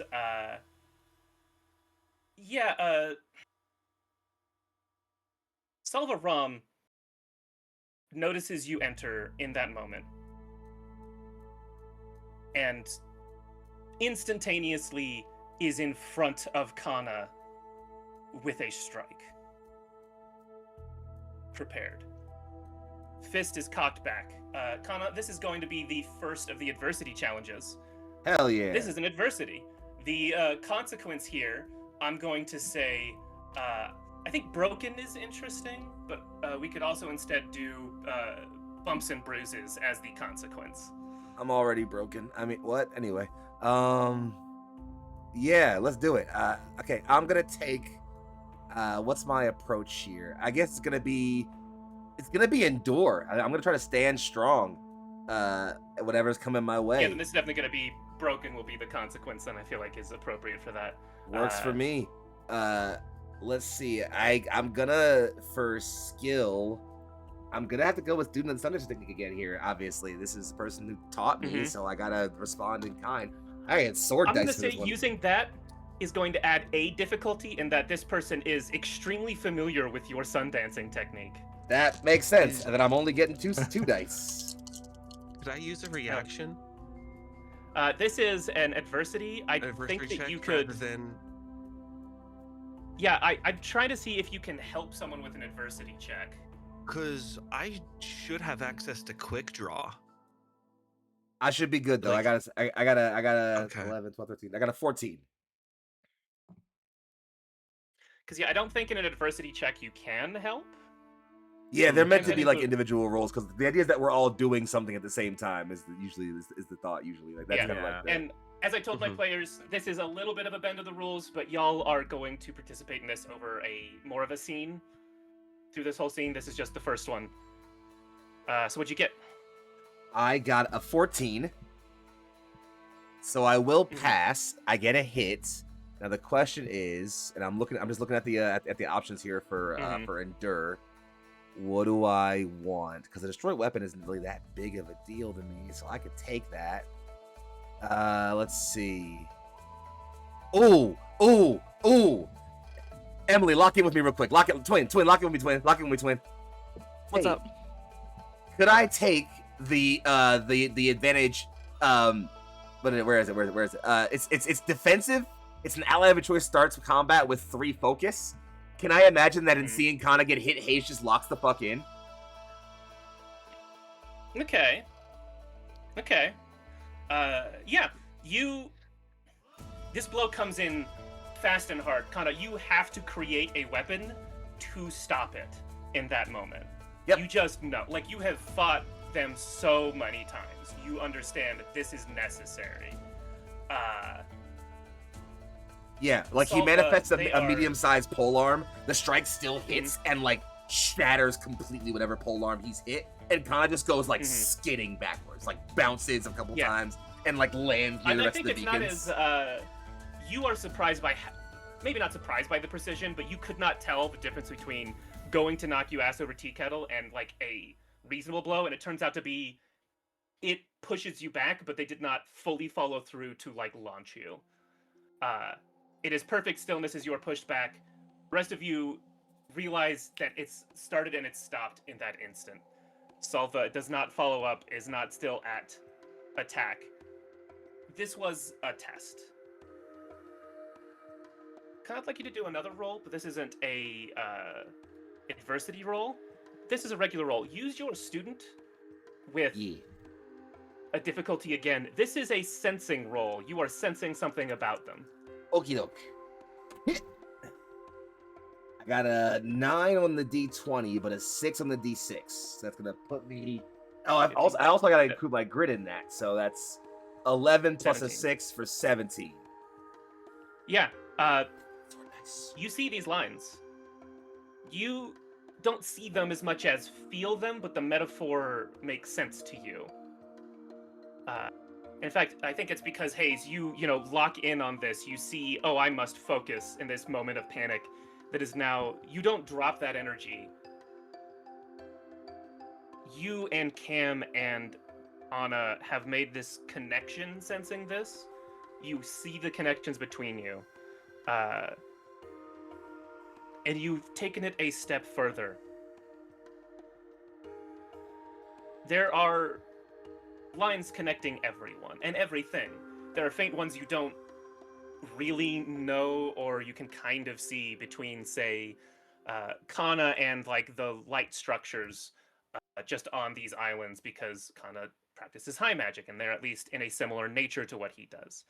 Hayes, you feel a connection to not just the people around you, but you can see that there's at least small ones to various living things just from your interest and understanding of like the plants around you, given your like family and your culture and like the things that you have learned through that.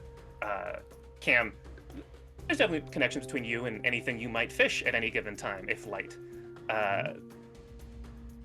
The ones that go to Padro and the ones that go down all resonate the same, because you can see now that you're in the room with him, that line goes through him and then angles off out of the realm.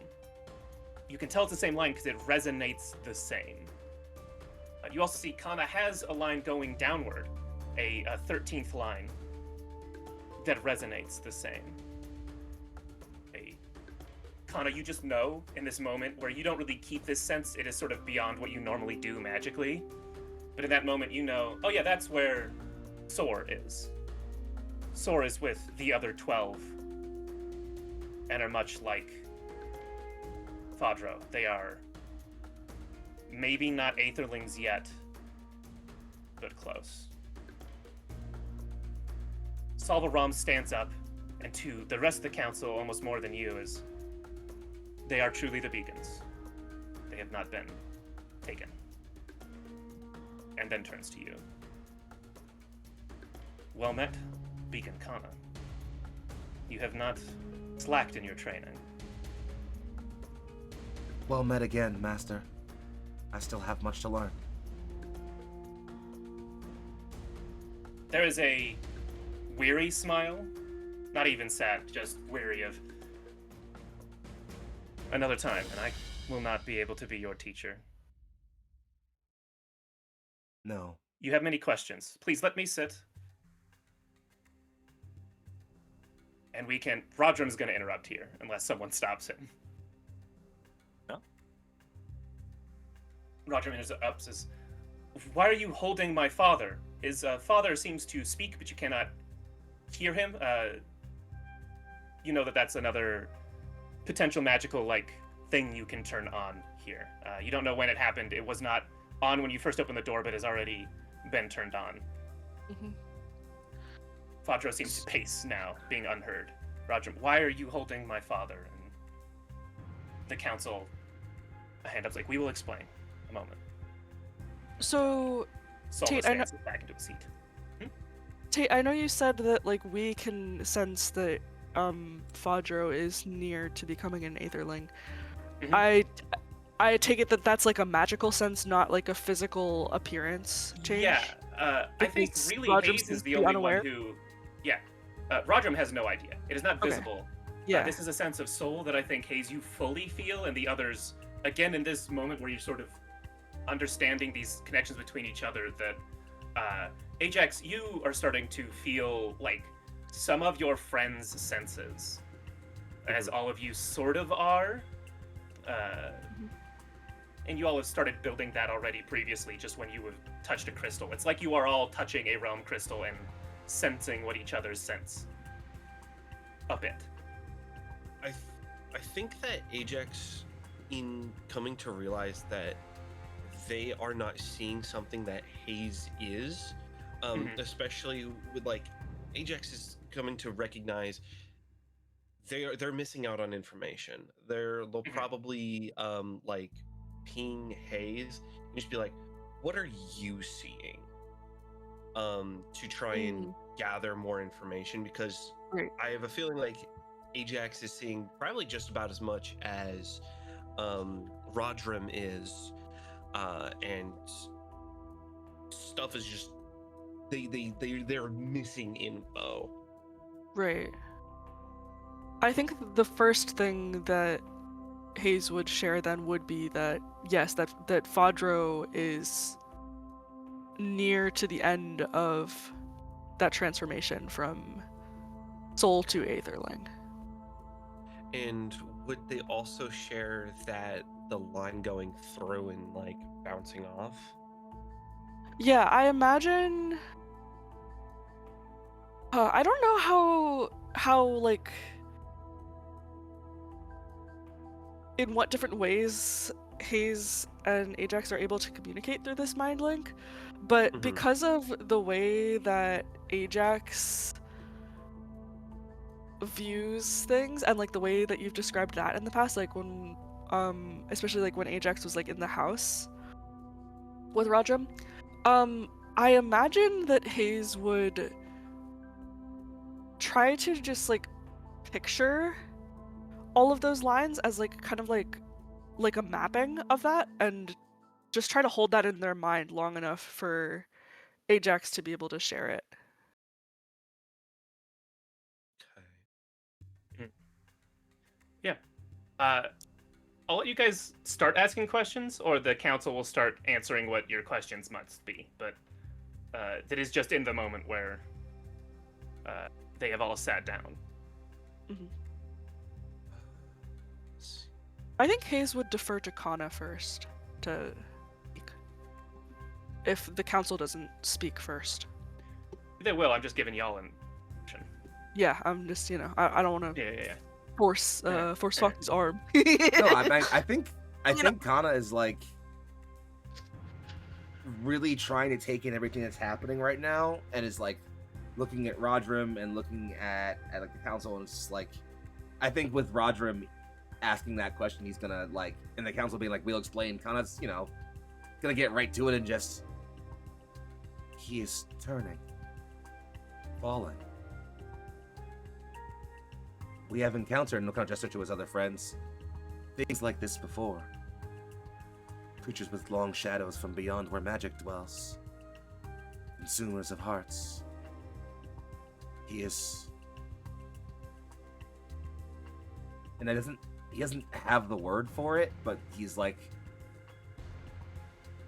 processing it like this is the first time we are seeing someone become like what happened to, I'm blanking on his name, Fennec. Oh, yeah, Fennec. Fennec. Yeah. There we go.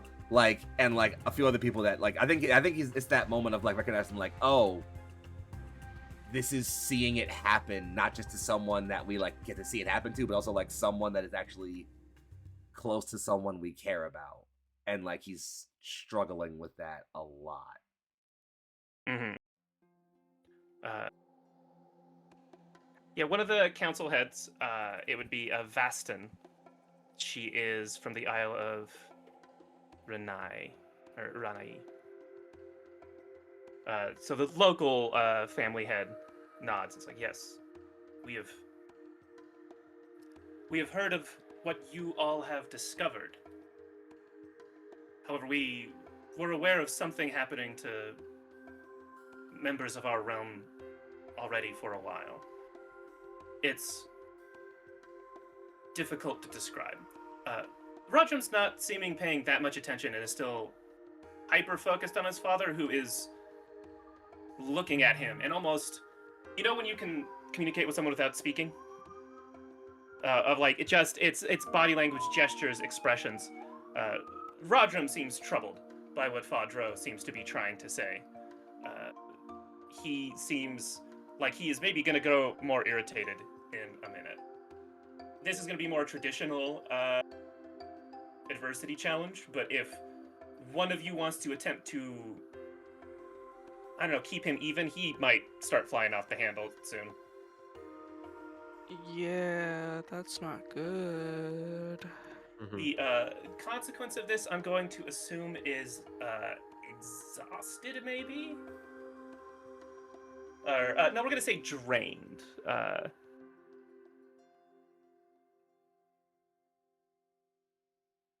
Hmm. I don't think Ajax would be the one to really do this, unfortunately. This will be Hammer Haze, then. Yeah, I think it's something that I could do. Let me. Right, pick an approach. Yeah, give me one. Let me. Sorry, we haven't done this in a while, so I'm just like. Yeah, Uh, Sway probably would be the most appropriate for the situation. Lucian, if you're in the rulebook, you want page Yeah, I got it 34 to open. start. Okay, go. I'm looking at it right now. Yeah. Cool. Just making sure. Let's see. I would take other explanations of like we can bend kind of what scout means if it's going to be more of a observation. I might try. I think I will try sway. So.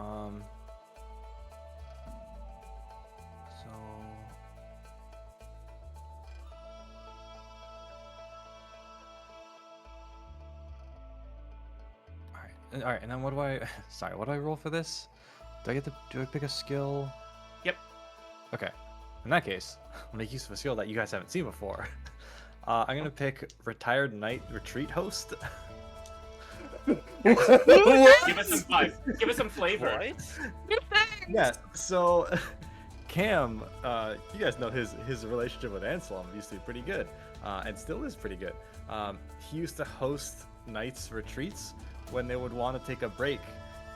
Cam would invite them onto the houseboat to go on like a fishing trip to de-stress, relax for a bit. So I feel like Cam has pretty good skills in like calming people down and getting them to sort of, you know. Sure. Yeah. Feel a I'll little vibe with Fuck that. You're yes. like, I can see someone about to crash out. I recognize the signs. Exactly. All right. I love that so much. How's a 12? A 12 is a hit, so pick one of the hits.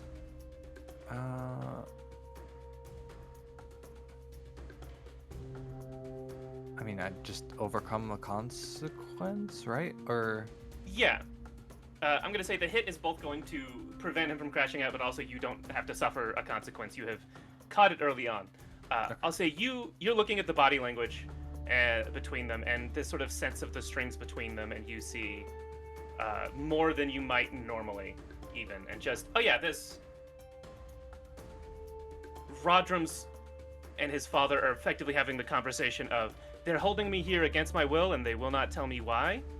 And I think the thing you notice that you provide to him is, your father looks conflicted, and he does. Like, his body language is shifting a lot more. Rodrum is probably not noticing that because he is so hyper-focused on, they're holding him here, and he's clearly not sick. Like, he doesn't look sick. It's a thing that you don't notice unless you can really see his own soul at the level that you can. Which, yeah, you don't know exactly what's going on, but it's like an Aetherling soul is coding his, eating away at it like a gobstopper. What an analogy. Yeah. I should have said a jawbreaker. I don't know why I went Willy Wonka on that. Not important. I mean... Anyways, so yeah, I don't know what dialogue you choose for that, but that's the thing you observe that you can use to sort of calm him down. Yeah, I think, I'd put my hand on his shoulder and say, there's much at play here. We will do the best that we can for your father, but there is a reason he is being held. They should have communicated it to you better, but we're here now.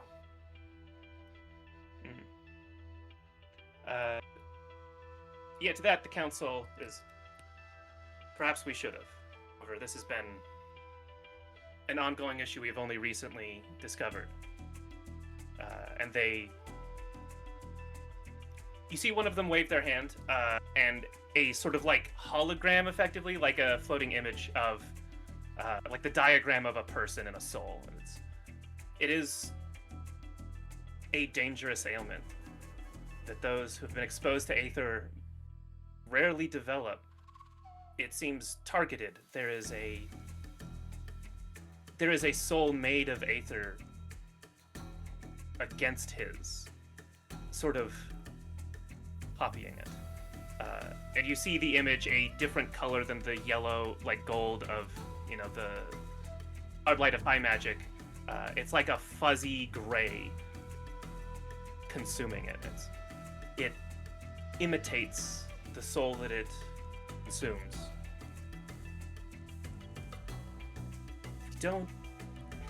We have seen 3 fall so far of the 14 that we have collected. It is unassuming. They have already gotten one of our council members. It's, as we said, targeted.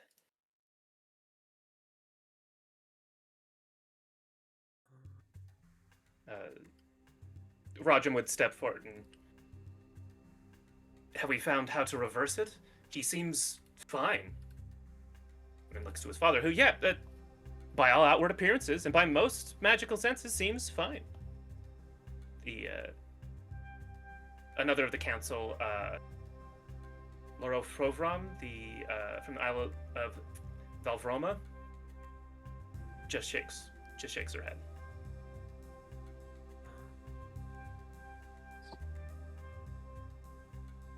I will say, I'm going to let you choose if this is an adversity you would like to overcome. This is, let's say, a branching path in this scene. Do one of you want to try and figure out in some way how you can possibly reverse this? I've got a few ideas. My initial 2 are that branching, like the string bouncing off, is either a vector of attack, or it is something that is a part of the target's soul that is being like stripped from them, and it's kind of like slowly siphoning it off. Or actually, yeah, that was the other, that was both of them. Like, that is either the way that whatever is, trying to coat over and like dissolve it is coming in from, or it is like something's being withheld Sure. And that heart being pulled away is causing like an advanced decay, allowing like something that is there to kind of Sure. just collapse. Yeah, I'll say your options then effectively are figure out what between your theories is probable, like figure out what is the actual cause, or pick one and try and solve it right this second.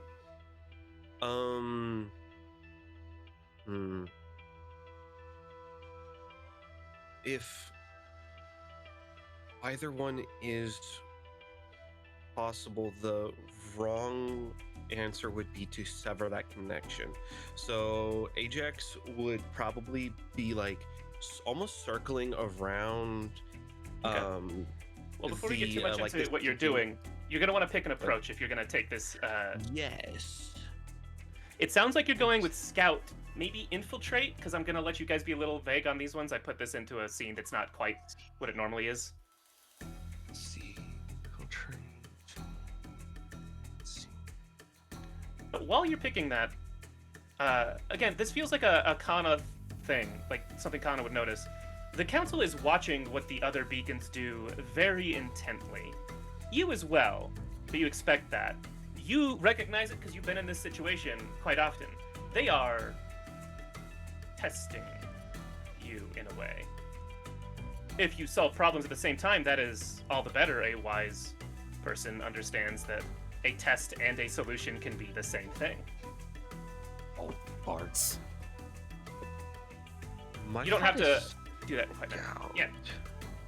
Yeah, Scout? Alright. Yeah. So yeah, give me a skill, and let's see how well it goes. Because you are observing this, I'm gonna say that either one of the three that have direct senses to this thing that's going on should help, meaning that they would be vulnerable to the consequences, or you're gonna have, let's say, 2 difficulties here. For skills, I think I might actually invoke my title for this, the Trailblazer. As this is A whole something new like thing.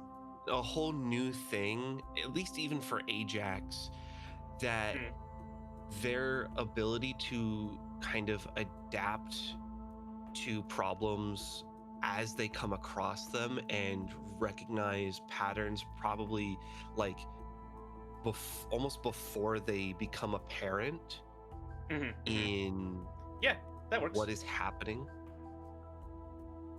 Yeah, so let's see. This That is such a new a- problem. See, an 18 total with grit. I think that's just Yeah. Oh, I hit, or did not say, but it does feel like, let's say, this is observing, so I'm gonna say probably unfocused is maybe the consequence. I neglected to add that before you chose your approach, which is not the right order. But yeah, this will take up enough processing power to do that you will be unfocused if you suffer the consequence. Right. So are you going to do this with 2 difficulties, or does someone else want to also potentially be exposed to this consequence? because the trail invoking my title would give me 2 Just a no. advantage. Yeah, Your plus title 2. is no. Your title is just a flat +2. Oh, a flat +2. Okay. Okay. And then But you you'd also do have two your grit, difficulties. so you'd have a flat +4. yeah, that's- that would bring. No it one up has to. I'm just checking because 20. I offered that. But yeah. Because for skills, okay. I don't know if the interim scholar of souls or unique neural pathways would fit better. The former sounds feel like pretty Scott- useful. Yeah. Yeah, just like learning more about like souls and the way that they kind of operate. But that's only a rank 1, Sure. so that would only knock it down to. I'll take either of those. Lucian, you were saying something? No, it's all right.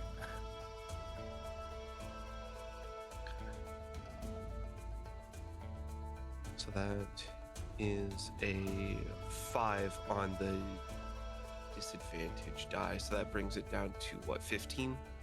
Yes. Yeah, that's still really good. That is a hit. Pick for again, Scout is what you said? Yeah. Or no? Yeah, Scout. So yeah, pick a hit from Scout. You can overcome the consequences. And again, you'll still sort of succeed at the narrative part of this. This is just about the consequence and approach. Yeah.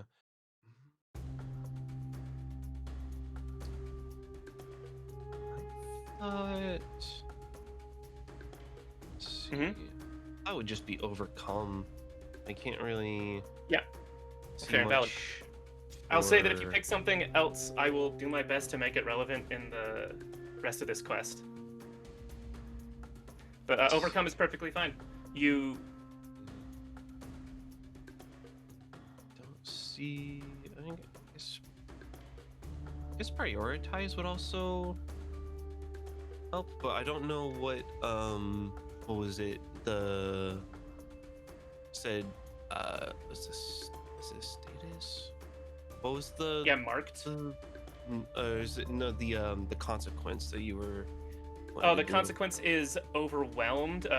You will have one of your techniques destroyed for the combat ahead. Techniques. Okay.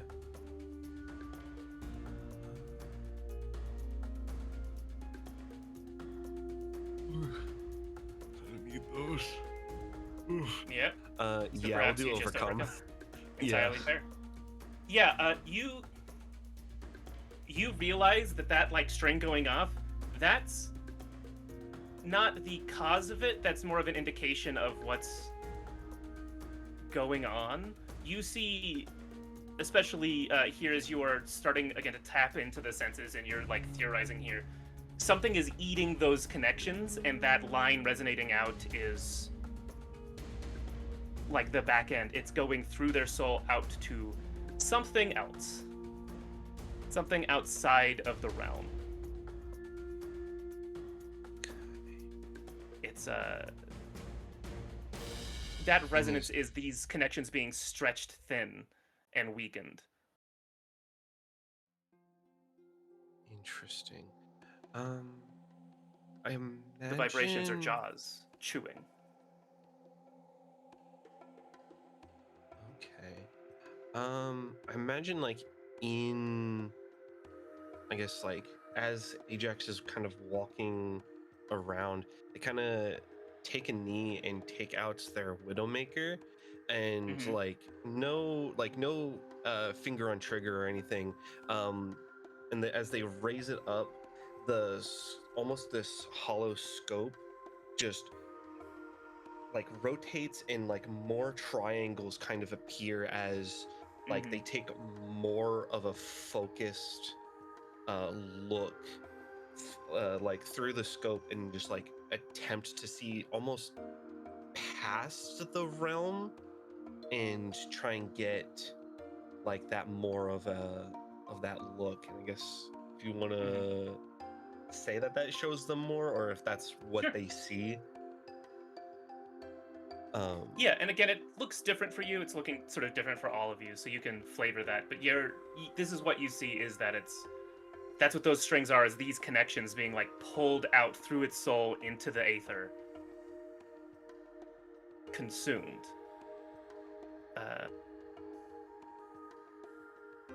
You are free to express that how you'd like. The council is watching intently.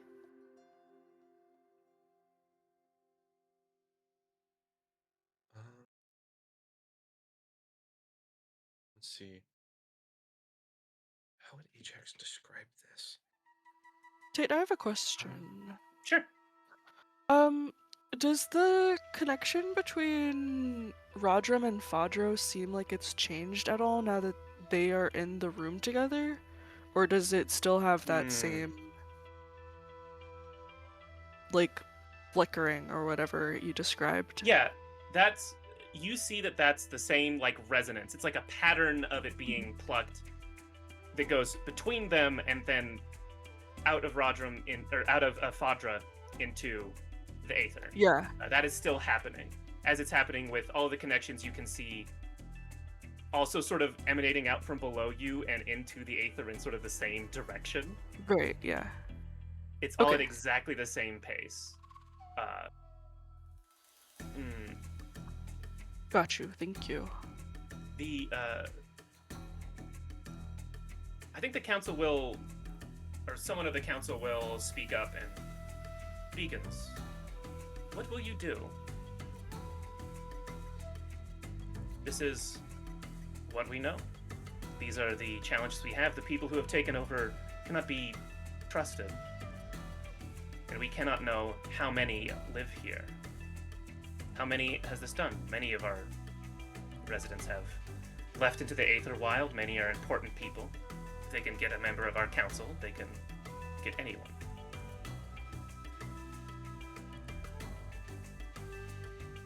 What would you do?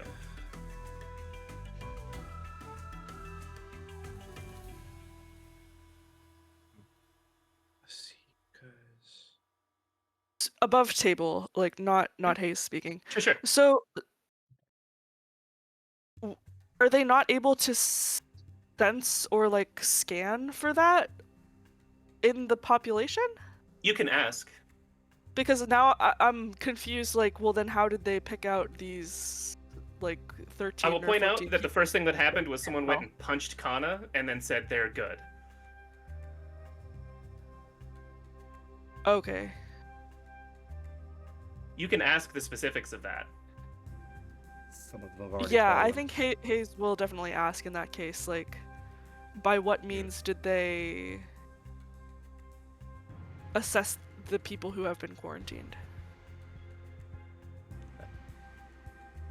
Yeah, one of the council, Foro, Drawl, nods as a wise question. It is difficult for our senses, for anyone's senses, perhaps yours are unique as beacons, to sense such a thing without having a strong connection with them. Mm. We've brought in Rom here, they nod, as an expert in such things. Rom had sensed long before anyone else that Kana was the next beacon. And even Rom has not kept their beacon senses as well, and must interact with them, let's say. Rom, in a dry chuckle, is... She means that... Or they mean that I must fight them. That is the only way I have been able to sense with certainty that someone has not yet changed, but are about to. I see. We are not so lucky to all be multiple beacons at a unprecedented time. And I will admit to my senses being not what they once were. We're 900 years old. You are... No.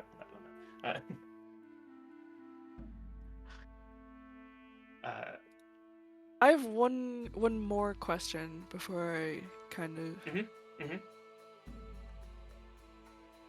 In what is the state of the other? What was it? It was 14 minus 3, so 10 others aside from Rodrum. Are they as afflicted as he is? Various states. Okay. It seems to be that those who have great practice with high magic are more resistant, but not immune. It takes longer.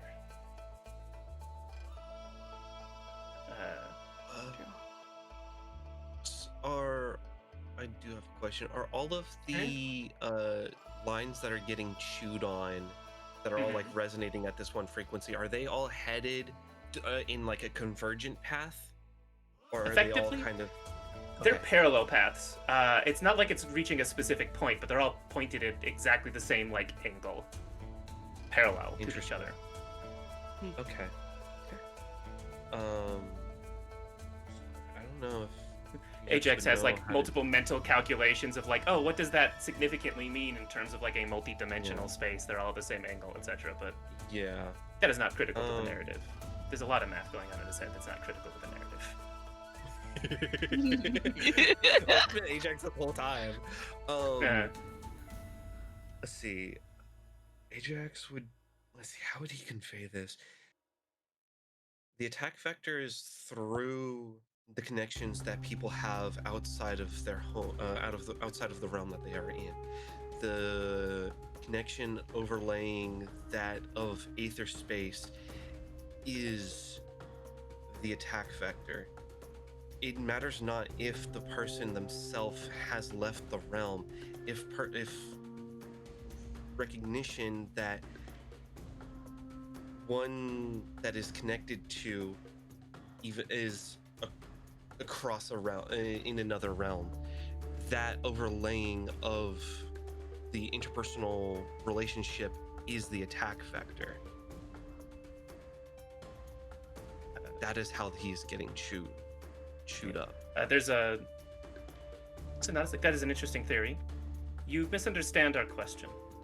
We can handle this. It will be painful. It will be distressing. But our realm is secure here. What will you do when you don't know, when we cannot trust each other?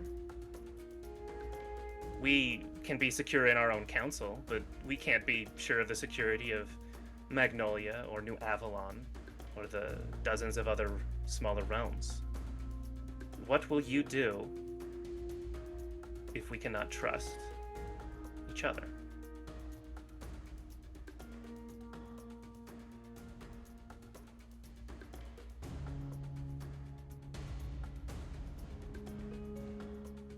Until the moment someone raises a weapon against me, they are an ally, a friend, someone worth saving. If I do not know who must be saved and who must be fought, then I will simply attempt to save them all and fight the ones that stand against the people I care for. No one is beyond saving. No one is lost.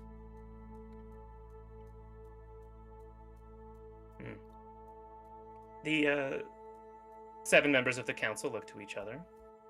They seem to, again, communicate without speaking.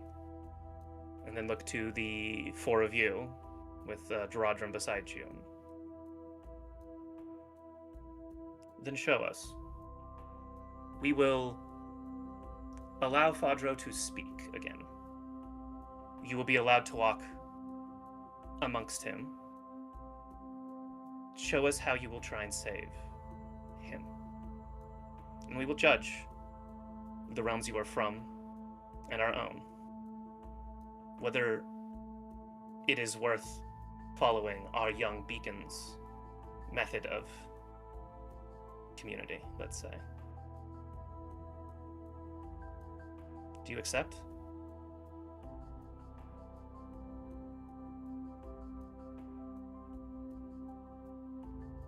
Rodram looks to you, and he pleads without pleading. Just,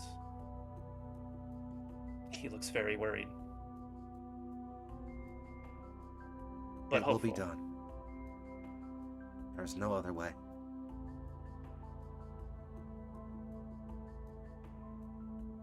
You have already done the impossible. I have watched it. As inevitable as the stars in the sky, I believe you will.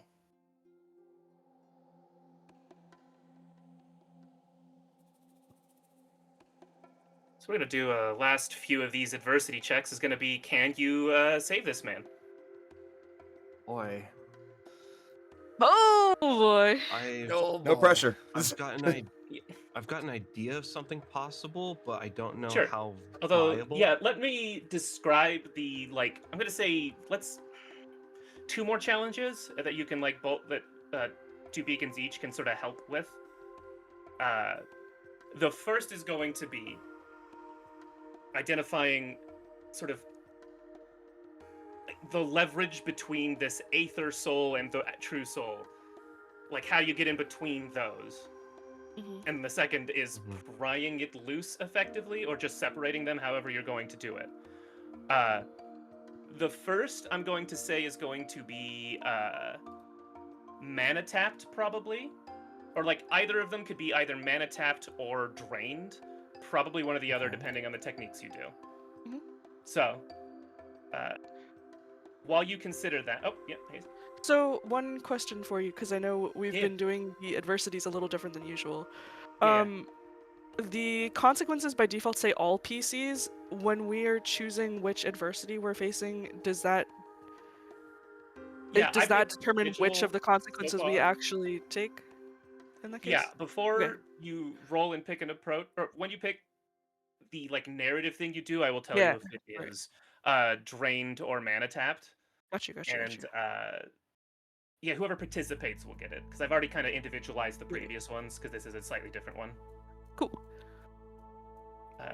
So only Kana has a weapon or support item destroyed for the next fight, and the rest of you have chosen to avoid consequences. So Yeah. let's explain to me how you guys want to do this. However, if you want a minute, there is a bit of a scene at the beginning of this, regardless of the one you pick. It's just the order, if you want a minute to think about it. Yeah.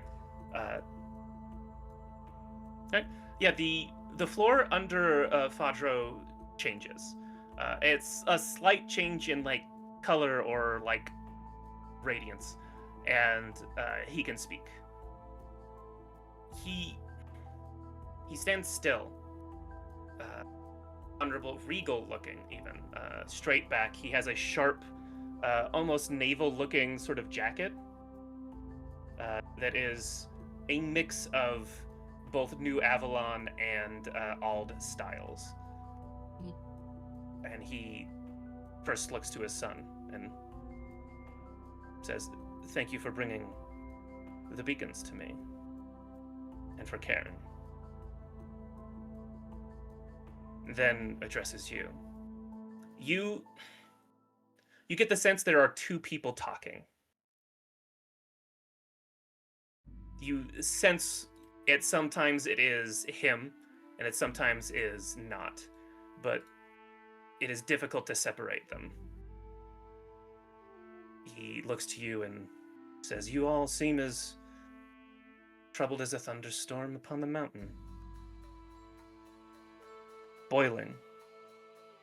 Eager. That is amusing to..." And then he seems confused. "Him? It is perhaps more convenient for it." He searches for some more words. He's confused. We'll assume that whatever it is you do to prepare for this, when you pick approaches, is what's happening around if you're not going to necessarily respond. The face shifts in expression, but also almost in shape, like it becomes sharper, more stylized. It says, "I work in 100 realms. If you succeed today, you have at most stopped the collapse of 3. I have many more than I need for the next phase. Soon I will have enough power to simply squash them like grapes." And the face goes back.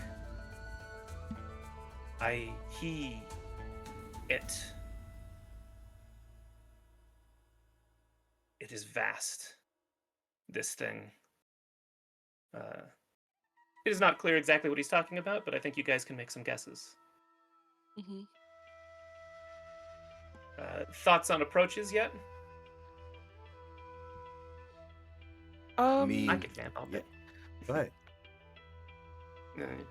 Well, I was gonna say, I think with Scholar of Souls, I could come from either direction, like Sure. of the two options, so I will let folks kind of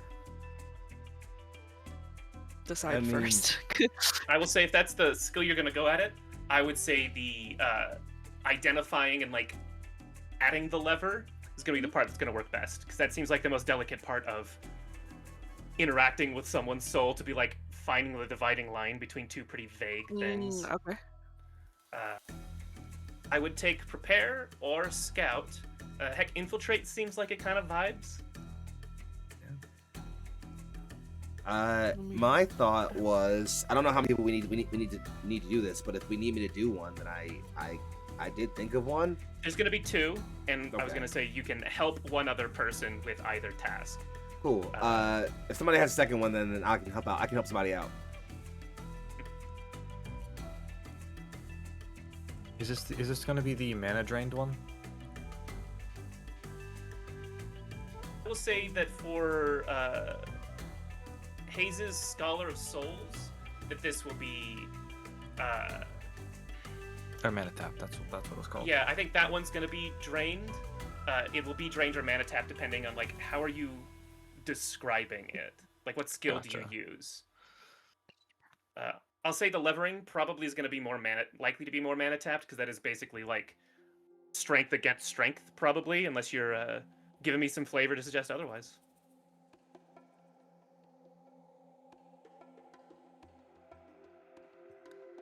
I think I like infiltrate. All right, yeah, you're gonna infiltrate that. Here, let's just do this. Someone, if you would like to, can help. Otherwise, this is going to be a difficulty of, yeah, let's say a difficulty of 2. Mhm. It will reduce that if someone wants to help with infiltrating. I will help against Actually, I my like that. better Very, judgment. the very like nuanced like maneuvering feels very Cam. Very feeling Mhm. what's at the end of the line. Mhm. Yeah, then it's a difficulty of 1. All right. A difficulty of 1 to my rank 3 Scholar of Souls is 2 Yep, dice. 2 Yes, advantages. Okay. Yeah. Hey. Alrighty. And that is 16 plus 3 plus 2, so 21. Hey. Yep, you get to have a crit, which, if I remember right, Saved. you can select one option from either the hit list or the crit list for your chosen approach. Alrighty, so I will surpass, so I will overcome the consequence. Let me choose one And option from the hit list on top of then- that. Perfect. Let's see. Yeah. Look at that. Uh,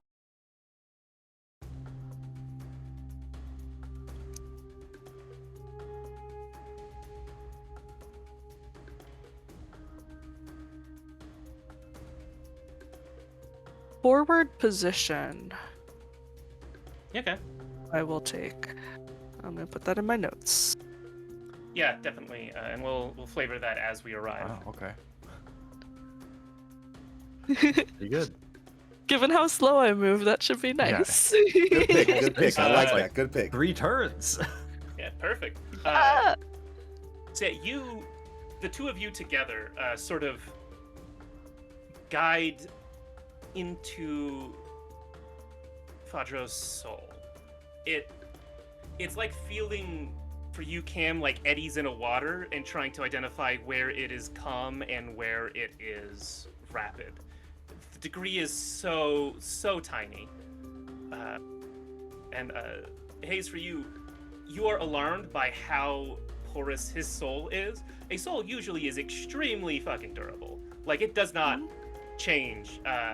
Being able to feel the edges of his soul being so soft and pliable is uncomfortable.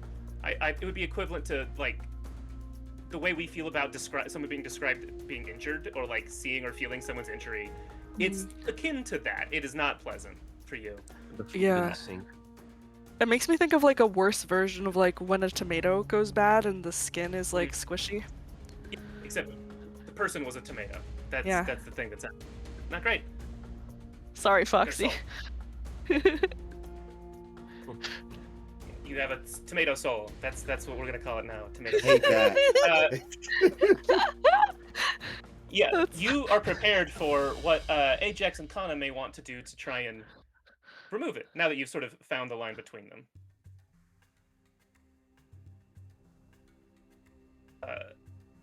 Rodram is at the edge of this sort of like arena space, this that Fadro is sort of stuck in. He doesn't. It seems like he's hesitant to step in. He doesn't know what to do in this situation, and is just watching. And he just, Father, be strong.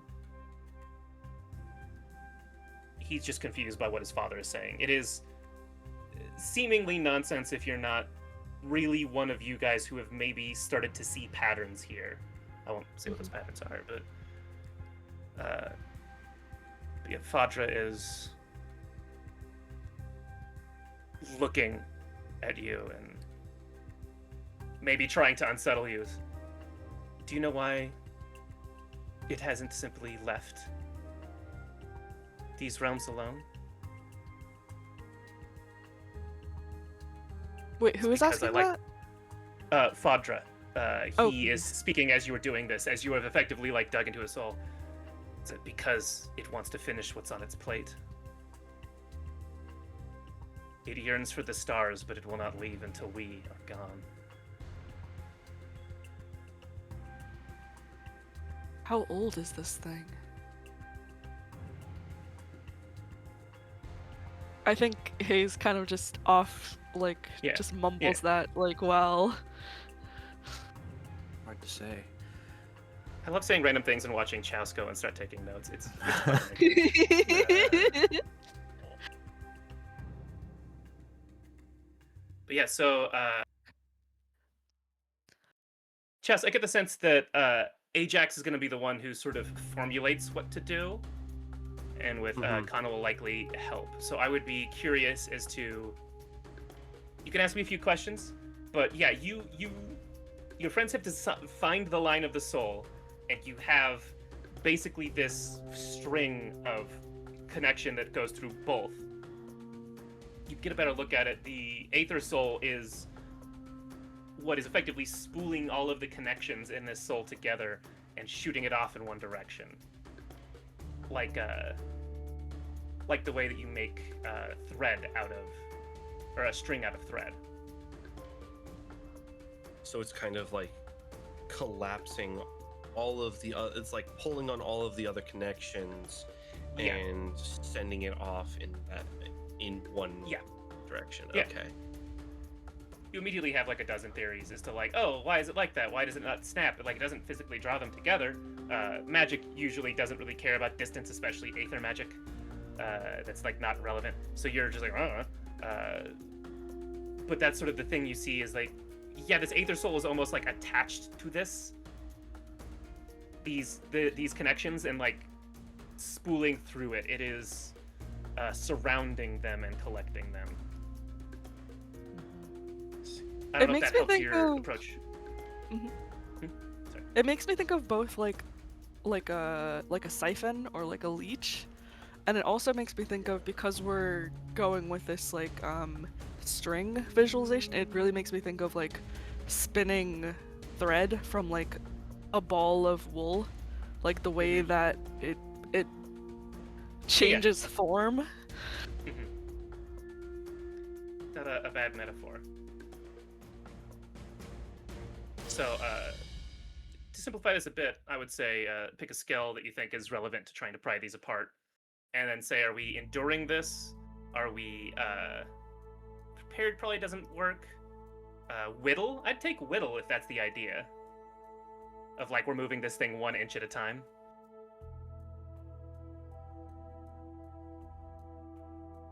My thought would be to infiltrate it.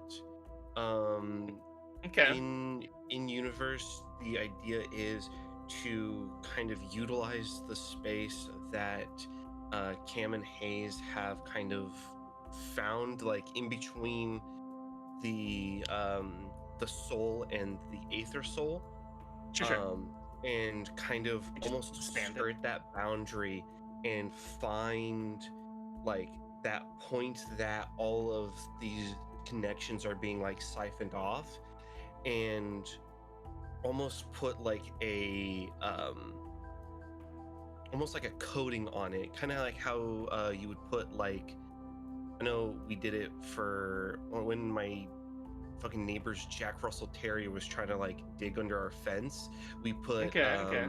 like pepper powder down and kind of send that down to like try and coat the connection and tag what is chewing on it.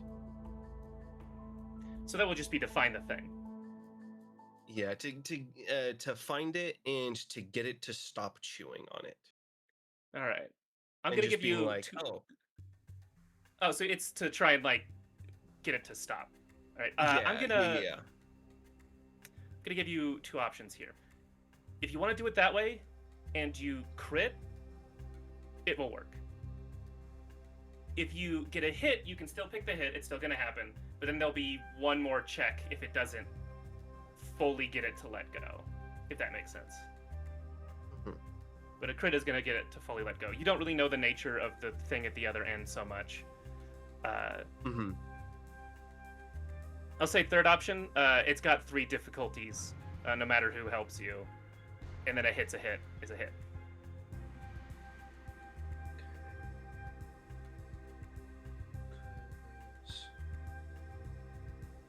I feel like number cruncher would work out the best because this is more of just like kind of a general, almost like I don't want to say like Sure. a cookie cutter kind of approach to the problem, but just Mhm. like the geometry of all the things are becoming more clear, and Sure, okay. it's just the application of the geometry in the spells Sure. that is needing to Roll for it. just We'll be. see how that goes. Then, the question is, do you want it to be there might be another check after this, or do you want to take 3 difficulties? I'd be. I'm thinking just another check possibly. Sure. Go for it. I don't know if Kana's wanting to just back up with the oomph, in terms of just like. Yeah. I'll be how a about you battery. roll, and I'll let you know if it's a crit, like what. If it vibes, what Kana can contribute to that. Otherwise, it'll be Kana does the last one. Okay. So let's see, because Number Cruncher has 3 ranks in it. Sure. So that would bring it down as a flat roll. Oh no, 3 difficulties with no one to help is if you want a hit to be a hit, regular. If you're like, oh, there might be another check, then it's just regular roll. You get the 3. Okay. Let's see.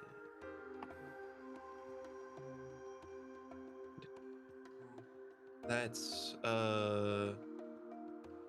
20. Hey, that is a crit. You get a sense you can mess with the thing that's chewing on this through the strings. You like again lean into it like into a soul. You're right up next to Padro, and you're finding these connections. You can feel where they are now that your friends have guided you and sort of separated these. You think it would take a lot to dislodge whatever's chewing on these strings. You don't know what it is. You don't know how old it is, but it's old. And by the description of what Fadro is saying, it is powerful, like very powerful. So then you would look to Kana and say, you need a lot more power. I'll let you guys have that scene for a bit. Kana takes a step forward, and I think there's like a resolute kind of look on his face as he recognizes like I can do something here. I can help, and I think Hayes, you recognize the exact same look Kana got on his face when like pushing his power really hard when we trained together, and like it's just gonna like square his stance, roll his shoulders, and like puts a hand on like Vadro's shoulder, or I guess more like anywhere he can, because short guy, and is like flexing his fist, and is just gonna push as hard as he can with all of the magic he has welling within him. I will happily roll with my overwhelming font of high magic. Yeah. I would like. This isn't a challenge roll because he got the nat 20, so this is gonna work. But I would love a roll on that just to get some flavor here. Oh no! This is 17. 16 plus 1. Damn, that's pretty good. Plus Chris. Got the. Plus grit makes it a 19. Yeah, damn. All right. Connor, you have always been good at a variety of weapons, of being flexible in the moment, and I don't know if Connor recognizes also, as much as he has this overwhelming font of power, he has just so much to give, so much power to throw around. That power passes through Fodrum. Again, this is where you feel, yeah, that's not how that's supposed to work. He is supposed to be extremely skilled at high magic. He is quite a good shipwright in that sense. He should have a soul as immovable as any island, and yet, right through him. Rodrum next to you also leans in. He puts a hand on your shoulder and offers what he can. You and Ajax feel this pointed mass of high magic fly up this string. It takes the resonance that normally is this thing chewing and stops it dead as it lies out. You feel it approach the edge of the realm, and then you stop feeling distance, but you feel it continue. And you've punched someone in the face before that's much bigger than you. That's kind of the standard. There's a give when someone is not ready to be hit by something smaller than them and is not ready for how hard they're about to get hit. You feel that. You feel that kind of satisfaction as it shakes this strand loose. I think Hayes and Cam, being not the ones who are focusing on this, also sense that several of the strings that you could see going sort of below are shaken loose as well. Not all of them, but several. You see the shadow of Fadra fall off of him, a thing that was almost him. Now Fadra looks injured. He looks ill. He looks tired. Like an illusion, a physical illusion fell from him that showed what he really is inside, which is a man who is ill and alone. Rodrum steps forward and catches his father before he falls. This shadow bounces around almost, or it fumbles on the ground is a better word, and can't seem to keep its form here in reality as it dissolves. The council is watching it dissolve and watching you. Rodrum speaks to his father. It's not really important to us what he says. It is comfort. It is kindness. It is worry.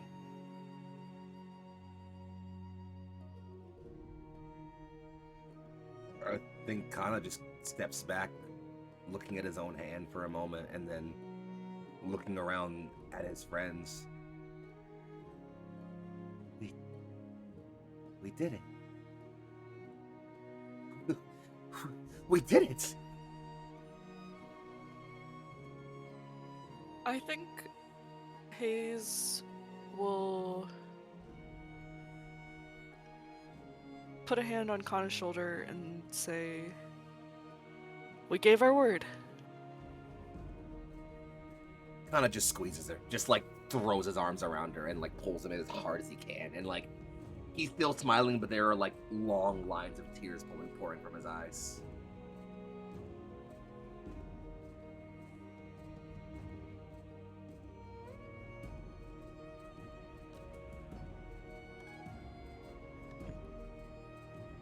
Yeah. Job's He's a not big old done. crybaby. It's Job's true. not done. Yep. Like, how did I choose it? Almost on that note, Fadra turns from his son and to all of you. He still like basically has to be held up with the weak hands. Don't let the world, let the Realm Eater win. It is coming. Realm Eater. Captain think- Hayes. Oh no, you Mhm. go. Sorry. Yeah. Well, I think as Hayes is holding Kana, he will tell Fadro, "We gave your son our word that we would save you. I give you my word. We will stop this thing." Then Cam, I would love a roll of the one with the world real quick, Sure. just to see how quickly you're reacting to this thing that you're the only one prepared to sense right now. Yeah. What's I'll take Angler if you want a different flavor to what you see. The Angler skill. no, It's up for you. yeah, I'm happy with one with the realms. That's a 21. Yeah, damn. Damn! You notice this almost the moment it happens. I'm actually gonna keep some of the Angler flavor because it just feels appropriate. Mhm. I was gonna put in, especially with a 21. There were a few of these strings left that were heading off into the distance. You don't know if it's this close to the crystal, if it's just been focusing on it so much that you don't need to struggle to sense this. 3 of them start moving. They pass through the council. The council doesn't notice. You see the former beacon is the only one who maybe sort of flinches a little, but like doesn't seem to understand what he's sensing. Rom. So you are already prepared. You are already standing. You are possibly already like gesturing to the other beacons when a call comes from below you. And then one of the guards steps into the door and says, "The formal council member has escaped the holding chambers." Cam, you recognize the direction they're going. I think you can guess. Oh boy. Oh. It's right out the back towards the realm crystal. Oh no. Front row, Raggy. And Fuck. with that, I would love to thank my beacons and thank all of you for being here. Next time we got some shit to deal with. We got some Cliffhanger things twice to in do. one episode. Absurd. You gotta. I'm What, been away rioting. for a while. Fucking Been away two for a while. two I gotta give you cliffhangers guys in a hook. two Yeah. cliffhangers in one episode. Yeah. Tate, we're unionizing. That's it. We're done. We're unionizing at this point. Tate. We're demanding higher wages. Honestly, we're just like it, you Higher know, wages and only one cliffhanger per session. How dare you? one mandated Uh, cliffhanger per shift. This is absurd. Exactly. Yeah. Thank you, Twitch, and thank you, Internet, for being here. I would love for my wonderful players and beacons, in whichever order pleases them, to tell me who they are, who they played today, and the next cool things they will be doing. If someone doesn't offer right away, I am going to randomly pick. Here we go. I am giving you a moment. It's gonna be Foxy. It's always me. What's going on, gang? It's Young Foxy, aka Big Foxy. Also known as your favorite Fox, Philly's finest. If you're looking for me, I'm all over the internet at Young Foxy. It's YUNGFOXXII, occasionally underscore in the middle. And I got to play Kana Alba, who is recovering from loss and seeking new comfort in the people around him. I'm happy to get to save the world a little bit, friends. It's rough out there. The next place you're going to see me is probably going to be right back here on the Allies Roleplay next Thursday, I believe, for another episode of Steel and Arbor, which should be, we'll call it a rattling one and leave it there. In any case, friends, otherwise you're going to see me with some other new and wonderful things coming to our channel sometime in the very near future. Thanks for coming out for us tonight. Please support the people you see on your screen because they're incredible people. And that's all I got from me. Passing it on along. I'm going to throw it this time. Fuck you, Tate. It's my job now to chouse. Go for it. Literally, my whole plan was to get you guys do it so I didn't have to. Hello everyone. I'm Chaus. I've been playing Ajax, the gunslinger, and slinger of spells this session. Apparently, you know, the ops must be non-binary the way they think they them. You gotta stop. You have to be stopped. You need to be stopped.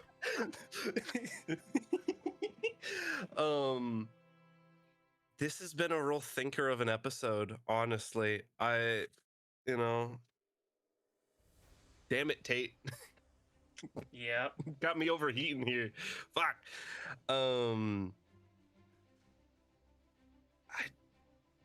I mean, you can find me on my own Twitch. I typically stream Thursdays, sometimes Wednesdays. But